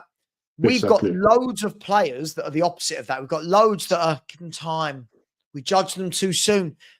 We can't have a whole squad of 19, 20, 21-year-olds and think that they're all going to do well. Exactly. You know? Yeah. So, is there anything else you wanted to say before I let you off and get Angus on, who's my last caller? No, that was more or less it. And sub everyone. Get sub to, is it 20 million? 90 million? 90,000, sorry. I was going to say 20 million. If I had 20 million subscribers, I'd be very rich. Let me just put it that way. Yes. So, listen, thank you very much, Rinketic, and I'm sure I'll see you again very soon, bro. Have a great one. Take care. See you later, mate. Bye-bye. I'm going to bring Angus on. Just before I do, guys and girls, you lot have been very tight with the likes. Only 160 likes. Smash that button. and we are we've had 1 new subscriber, 2 new subscribers throughout the entire show. So please welcome Angus. Angus is going to be. You got to stop coming on with the Arsenal shirt, bro. Come on, man. You got to stop coming on. I'll swap it. Give me a second, all right? No, it's give me a right. second. It's done now. No, it's done. It's done. You are my last caller. So what do you want to say, my man? What do you reckon? When was coming to use, or do you reckon he's gone Man United? What do you reckon? United. Yeah. Yeah, I thought so as well. I want to be wrong. I mean, I've said this in so many transfer windows, Angus, like for 50 million transfer windows. I always say I want to be wrong, but more often than not, I'm not about the transfer windows. I think Mbeumo, he's a Man United fan, and I think they've got the pull. I think they've got the pull. They are. Listen, as much as we all laugh at them, they are Man United. Second biggest club in England, and one of the biggest in the world. And they'll pay the wages. One thing you won't. We'll see. So how you been? How you been? Are you all right? I'm good, man. I'm good. Yeah, just want this transfer window to get going. I know it's, you know, I'm like all football fans. We're impatient. Like we want transfers every day, but just want to see what our Spurs going to do, what Spurs normally do, or are we gonna rock up and actually show some signs of being a top football club?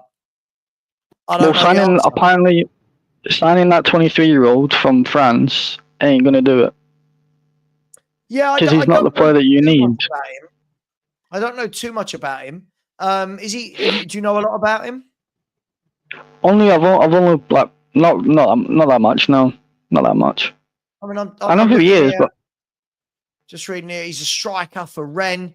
Let's have a look in his career. So he came from PSG, then he was at Lens, and then went on loan, and then now he's at Rennes. In the last few years, he got 7, then 10, then 17. So his numbers are going up year on year. Let's see if they give me anything on his playing style. I don't know. There's not too much written about him. I need to go and have a look at him. Yeah, that sounds like another tell sign if I was you. That sounds like another tell. Well, look, I mean, listen, he's older than Tell. His numbers are a lot better than Tell. I need to go and I really need to go and have a look at him.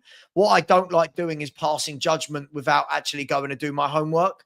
I have seen him play, but not enough where I've actually studied him and gone, oh, I like this. So I need to go and see him play and take it from there. I've seen him playing in Europa League, but not too much. Not too much. He's okay, but I think he could better. A lot better. I mean, last year, he got 18 in 34. The year before was 15 in 41. Maybe he's getting better with age. I don't know. I genuinely don't know a lot about him, but I'll go and have a look. We'll see what he's all about, but it'll be interesting. Listen, I want to see new blood come into Tottenham. I'll be honest, Angus. I'm bored of seeing Son every year. I'm bored of Richarlison now. I'm bored of. I'm bored of. I'm bored of Kulu. I'm quite bored of the squad. I want to refresh it, and I want to get some legs in there, get some pace. And if this guy's a pacey forward, I want to see something different. Maybe you could have got him instead of Tell, and he's cheaper as well. By the sounds of it. Well, yeah. I mean, maybe this guy's being brought in as a first team starter. I don't know. I think the difference with us in this window is we don't know what we're buying for system wise. You know, we don't know. Is Frank going to come in and go, right, I'm 4 at the back? Is he going to come in and go, actually, they've got brilliant wing backs. I'm going 3 at the back. Is he going to go 1 up top, 2 up top? I don't know. He switches from game to game, though, doesn't he? So he plays sometimes 3 at the back, sometimes 4. So he switches, doesn't he? So you don't know. He's flexible. Yeah. And that, listen, for that, I'm grateful. For that, I'm very grateful. Yeah. But there might be games where, you know, maybe you have a Solanke and a Kulamundo up front together. Solanke doing the hard work, holding it up, Kulamundo with a pace. And I don't know. I listen, it's all rumors, reports, ifs, buts, maybe. You know, it is what it is, right? Until Romano or someone says, yeah, it's concrete, then no one believes it. until they say it like the big journalist. Then no one's going to believe it, are they? For sure, for sure. Just here we go. Matt Law has said Tottenham are not expected to enter the race for Jack Grealish. So Matt Law saying that Tottenham are not expected to enter the race. But this is what we love about transfer windows, right? Every day we love the reports. What's going on with your lot? Are you getting in? Is Guy Ocares finally coming in? Hopefully, yeah. It's either Gyökeres or Sesko. And then hopefully after that, Rodrigo. Some big that's money. The one. That's the one. That's the one I want. Because on the left-hand side, we need someone who's on the same caliber as Saka on the right. And Beto's got to pull his finger out and get it done. Do you think you're going to get Rodrigo? It depends if he wants to leave. It honestly depends. Because I think we'll pay the money, but it's just depending if he wants to leave. Do you think we will? I don't know. I mean, new manager going there. Maybe he's told him, "Listen, you're in my plans." If that's the case, why would you leave? Look, why would Arsenal are a big club, but why would you leave Arsenal? You know, why would you leave Real Madrid for Arsenal? Maybe the new manager's turned up and gone, "You're not in my plans," and he goes, "Right, all right, where am I going?" And these are the things that we don't know, right? It could be one simple conversation with Alonso that is or no, you're in my plans or you're not. So I think it's going to be a wait and see. But are there concrete links with Rodrigo? Well, everyone says we're interested, but we'll have to wait and see until he talks to him, and he's going to have a talk with him first to see if he's still in the plans or not. So there's a waiting game. And apparently the fee is going to be 90 million. That's what they're saying. And he is a left winger, right? Yeah, that's the reason why he wants to leave Real Madrid, apparently, because that's where he wants to play. He does want to play in the right. And again, I think that's a problem area for you guys, right? Is the left hand side? You know, you need a lefty, the same as Saka, and then you need. Yeah. I mean, if you've got a front three of Rodrigo on the left, Saka on the right, and Gyökeres through the middle, Arteta's got no excuse, right? No, not at all. He has to win something next season. I don't care even if we sign Sesko as well. Boy, you got to win something. I don't care what it is. You have to win something. No, listen. I completely agree with you. I completely agree with you. Listen, for me, I think he's been at your club just a bit too long. And if he's going to stay again, he's got to win something. You can't go 6 seasons as the Arsenal manager without a trophy, can you? 5 years too long, mate. 5 years too long. Yeah. No, I completely agree with you. Anything else you want to say, man? How do you think you're going to get in the Champions League this year? Where do you reckon you'll finish? Mate, it's too early to say because you know I don't know who the 11. I don't know who the starting 11 is going to be. I don't know what players we're going to sign. So I mean, it's you know it's the 15th of June. I'm not really sure how I can answer that right now. Do you know what I mean? If you don't bring any forwards in, I reckon you're going to finish in the bottom 24 at least, like 18th, 19th. Because with the forward line you've got, it's not that good. You need a lot better. Listen, as I've said to many people, Spurs can't go in next year. Spurs cannot go in next year with a forward line of Tell, Solanke, and Brennan Johnson or Odegaard. It's just not strong enough. It's just not. Not just that though. Your midfield's not even. Not just that though. Your midfield is not good enough as well. Your midfield's not good enough. I completely agree. You're right. You need to get a new right back as well, in my opinion. If you play the back four, because Paul defensively is not that good. Well, look, that's just my opinion.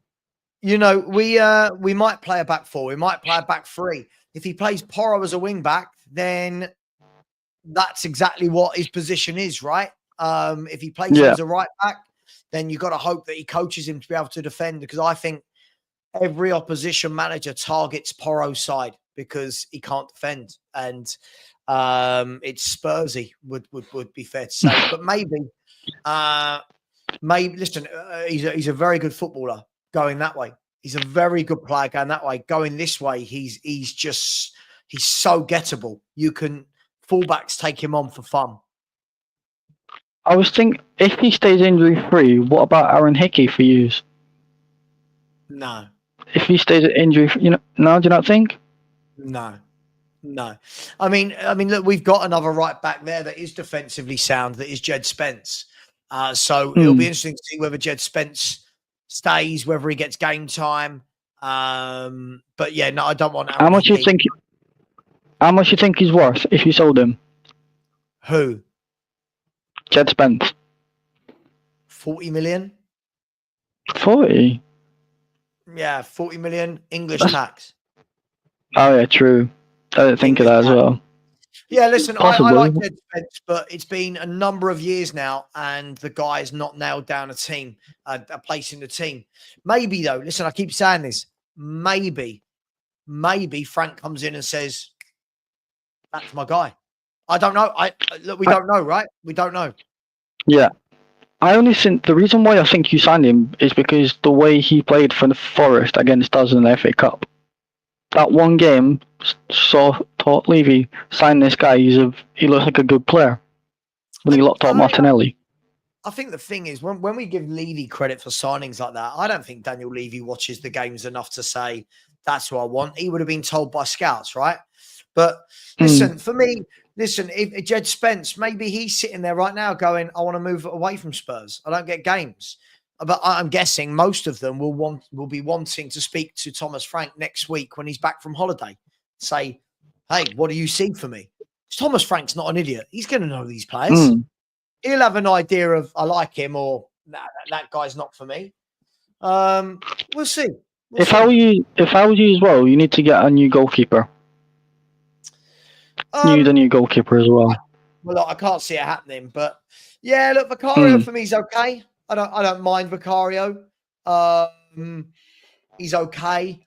A lot of mistakes, bit shaky. Then again, we brought Kinski in. I can't see us bringing another goalkeeper. We've got so many goalkeepers. It's unreal. So I can't see us bringing another one in.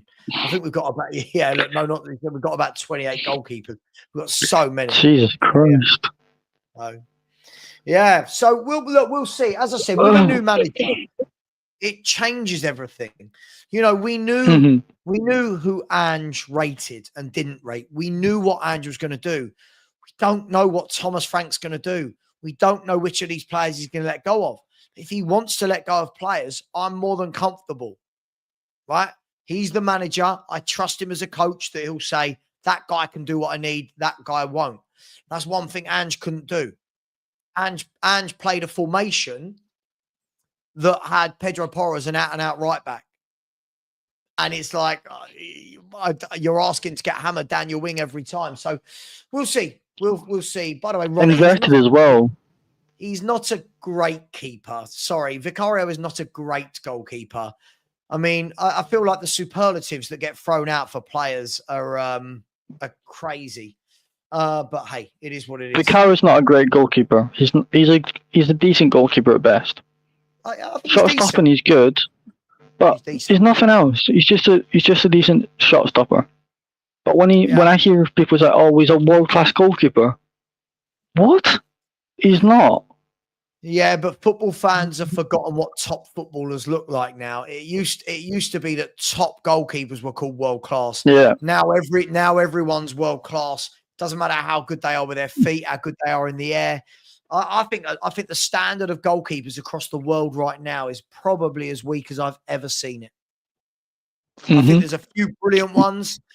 Other than that, I think a lot of goalkeepers that go in for big money that don't actually feel. I want a goalkeeper that fills me with confidence.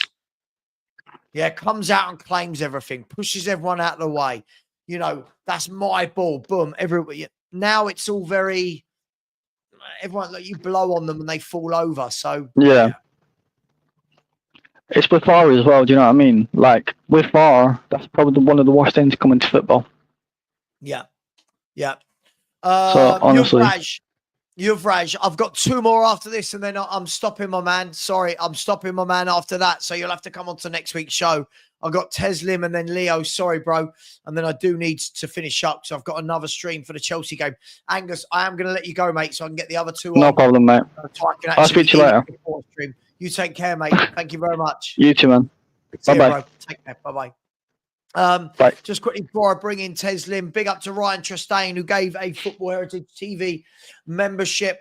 Thank you very much. That is much appreciated. And Ryan, very generous again, and said, if you want to get rid of that fly, get a Venus flytrap. Thanks for having me on, you legend. Honestly, I swear it's the same fly, just constantly. Every time I stream, to attract it. If I showed you, like I've got just like just massive lights like this, just all over the place. Look, there's one this side as well. Look, one this side, just lights everywhere.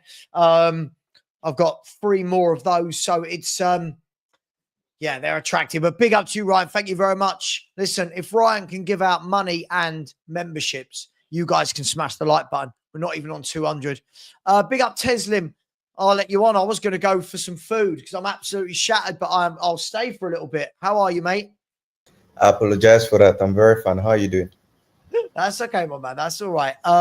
Yeah, Savva is evil, by the way. He didn't decide to show his face. He just said, I have won the debate. So, yeah. Teslim, what do you want to talk about, my man? I think I'd rather you ask the questions. I don't think I have anything like... No. That's not how these shows work. That's not... Listen, these shows, people call in, they talk about something they want to talk about or debate. I'm not bringing people on, so I ask them questions. I do that every day on my panel shows. Fair enough. Okay, so I think I've been thinking about our number 6 and who I would like as our number 6, because I do think we need a 6. And like, I think that also aside from needing a 6, keeping it on the midfield conversation, I think that players like Bissouma will be taking a second look at. And I say that because a lot of people, and I said this on Tottenham Away once, and it seemed like I was defending a fellow African, but it wasn't like that at all. I think that Bissouma has been misprofiled since he has been at Spurs. He was one of the best box-to-box midfielders in the league when he was at Brighton. And then he came to Tottenham, and then we're playing him in a midfield 2. And then on that end, we're playing him as a number 6. And everybody's saying, oh, Bissouma is this, Bissouma is that. If you remember, I don't know if you guys can remember, but I remember vividly, the first 10 games, Bissouma wasn't necessarily playing as a 6. He, on paper, was a 6, but he was still crashing into the box and doing things like that. And then after the first 10 games, when everybody said he suddenly became bad, after the red card, I think they changed his role and told him to sit because everybody can't be going forward. And then Bissouma is the kind of person that wants to take risks with the ball, and then you can't tell a player like that to be your number 6 because he's going to try some very crazy things. And then when he does, he loses the ball, and everybody's like, "Oh my God, Bissouma, you've done it again!" Like, yeah, so listen. I really liked the signing of Bissouma when we got him from Brighton, and the player we saw at Brighton, I was like, yeah, this is a great signing. 25 million, 1 year left on his contract, and I don't feel we've utilised him at all. I think he's been so badly used by Ange in the last 2 years. You're right. He's not a number 6. This isn't the guy who sits in front of a back 4. This is a guy for me who is box to box. He wants to drive forward with the ball, beat the press, and then give it to people who are better with the ball at their feet. This is a guy for me that puts out fires. He works so hard. He puts out so much fires, but he does have that bozo gene in him that a lot of our players seem to have. He does have those moments of those laps of concentration. But we saw whenever he played in a double pivot with Bentancur and Spurs didn't go gung-ho, didn't have fullbacks in there inverting, didn't, actually had a double pivot, he looked good. And, there were many games at the end of the season where he was my man of the match. Now, will Frank want him for that? I don't know. If Thomas Frank wants him, brilliant. I'm sure he'll get the best out of him. If he doesn't, then he's another one that's come to Spurs, had an okay time there and moves on. Also, Because you said you're hungry, so I'll just say this last thing and then we'll go. But I just wanted to have a chat before I go. But before you go, so yeah, thank you very much for having me speak or letting me Of speak, right? course, of course. But yeah, I think on the Tel signing, I think that would I have signed him after seeing him? No. But I think that I trust in Frank so much Mhm, that I'm willing to give it a shot. If you mhm. get what I mean. Like I Yep. trust in this manager that he can make it work to a certain degree. It might not be the best thing since sliced bread, but he will get something out of this player because he will Mhm. play him to his strengths. He will find a way to use him in a way that benefits the player. And if we've accepted, because it looks like this guy is going to be our left winger, he's going to be Son's replacement. It appears so because I noticed that Frank likes his winger on the wing using the opposite foot to the wing there. So it's obvious that Matisse is going to be coming from the left. Yeah. And then that's why he wants Mbuemo on the right. And that's why Brennan is not going to be able to play on the right under Frank. So it's going to be very interesting how things go. So I think that if we've accepted that this is Son's successor, I am willing to give it a chance, basically, if that makes sense. And I'm willing to see how it goes. Yeah, look, I think it's going to be really, really interesting, right? Because, the way that Ange played his wide men, they cut in, didn't they? They cut in. They weren't wingers that got the ball, beat their man, and whip balls in. And if you're going to do that, then it's going to completely change with a new manager. We know that Thomas Frank can mix things up. But look what, we've seen what he did with Mbuemo. We've seen what he did with Vissa. We saw what he did with Kevin Schade. He gets the best out of these players, gets them scoring goals, gets them in dangerous areas, gets them taking on men. And I don't know if you saw this yesterday, but Mbuemo has got the most attempted crosses, or he's got the most crosses in the Premier League this season, just gone. So, again, you've got a player that can score goals, but also can run at a player and get balls into the box, which is something that, let's be fair, Son and Brennan Johnson weren't really doing from their left and right wing positions. And, Odegaard struggled with it and Tell struggled with it. So it's going to be really fascinating to see what Frank does. But I'm excited for it. I think he's a good coach. And I think that a lot of people are going to be pleasantly surprised by the work he does at Tottenham Hotspur. Yeah, I feel like a lot of people are. I came here defending Ange, and I didn't come here acting like I didn't have problems with Ange. But I feel like a lot of people are sort of trying to use the fact that we didn't give Ange a chance to beat down Frank, and I feel like that's very disrespectful. Because I think I went on Sports Talk Show and I think I got asked where do I think we'll finish, and I said top 6 because while I don't think our squad is the best thing since sliced bread, I don't think we have a bad squad. Agreed. I don't think I think that there are places to be improved, but I don't think that we finished 5th one season. And not 5th under Ange. We should have finished 4th. We bottled 4th. We had one game a week. We went out of the FA Cup, went out of the Carabao Cup. We didn't have Europe, and we still finished 5th. And that was a very odd finish. Like that 5th, although it was good, first season without Hurricane, it wasn't a true reflection of how that season went. So I think that our squad isn't as bad as a lot of people think. I think that a lot of people have seen how bad the results are and then gone, oh, the squad's terrible. I don't think it was the squad that was terrible. I think it was the management. That's just my opinion. Without getting into an Ange conversation, I think we've got a much better squad than we've let on. I think there's some good young players there that need to be coached. And look, we'll see what happens this year. But what we've got to remember this year, we don't have the Europa League to fall back on. The Champions League, you're not going to be able to rotate the players for the Champions League. You're going to have to play your best players. So, look, it's going to be interesting. But Teslim, I am going to let you go because I've got one more caller and then I really do need some dinner before I start my stream tonight.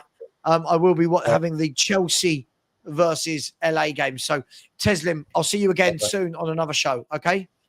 Take care. Thanks, mate. You take care. And this will be my last caller of the day.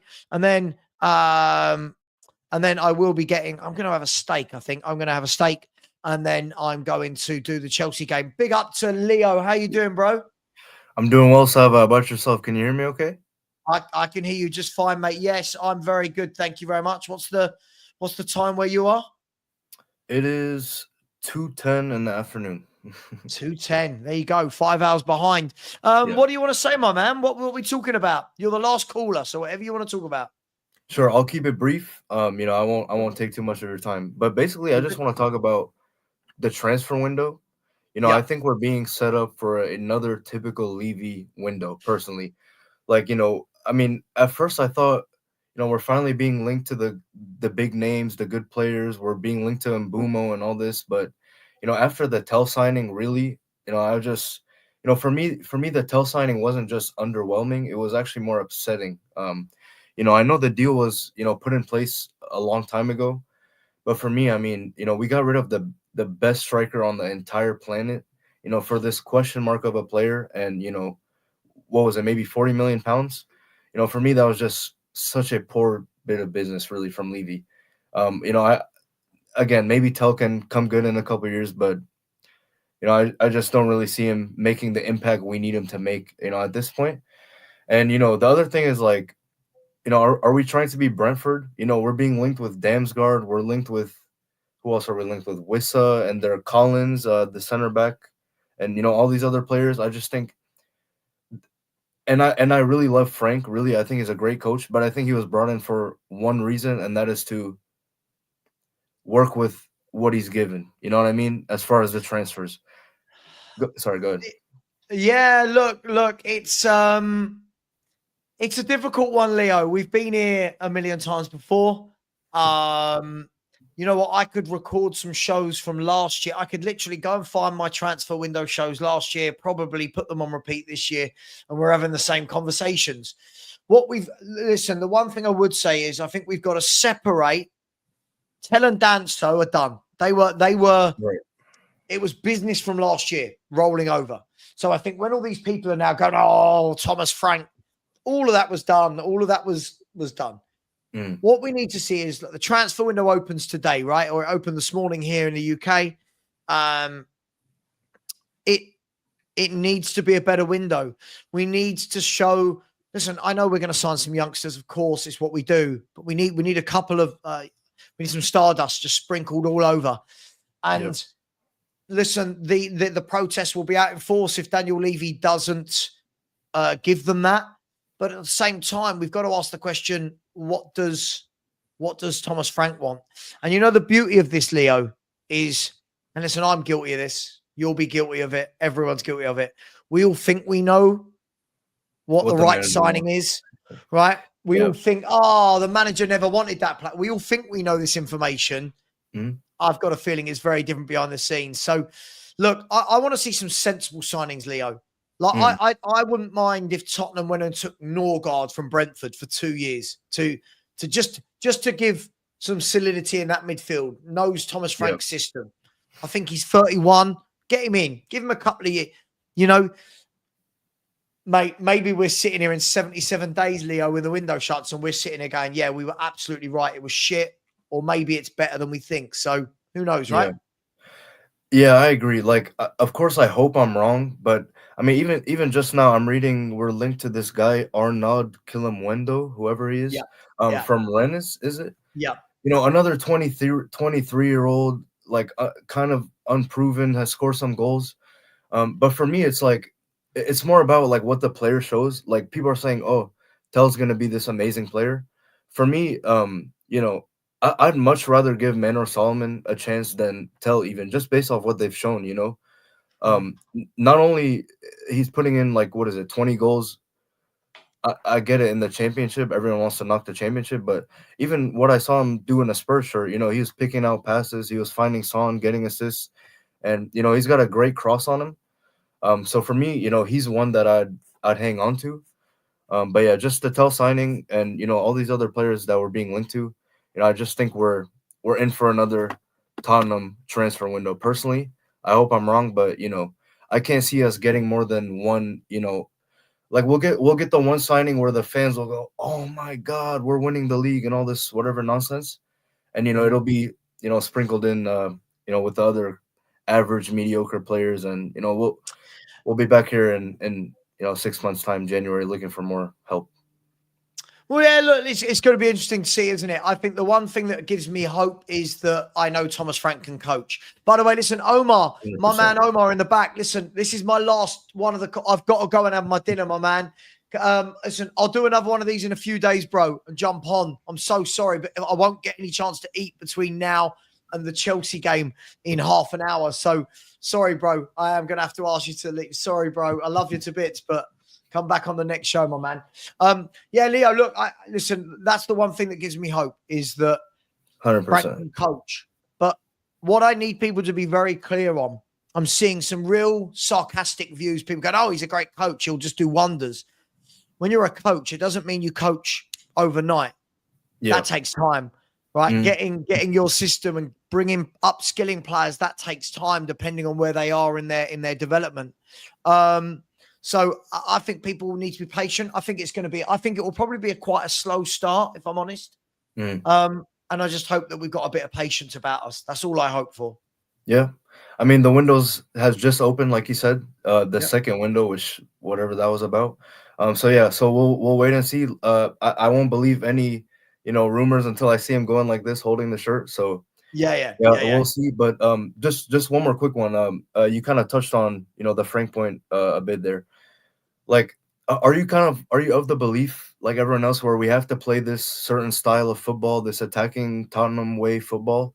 Like, what systems, I guess, do you see Frank playing?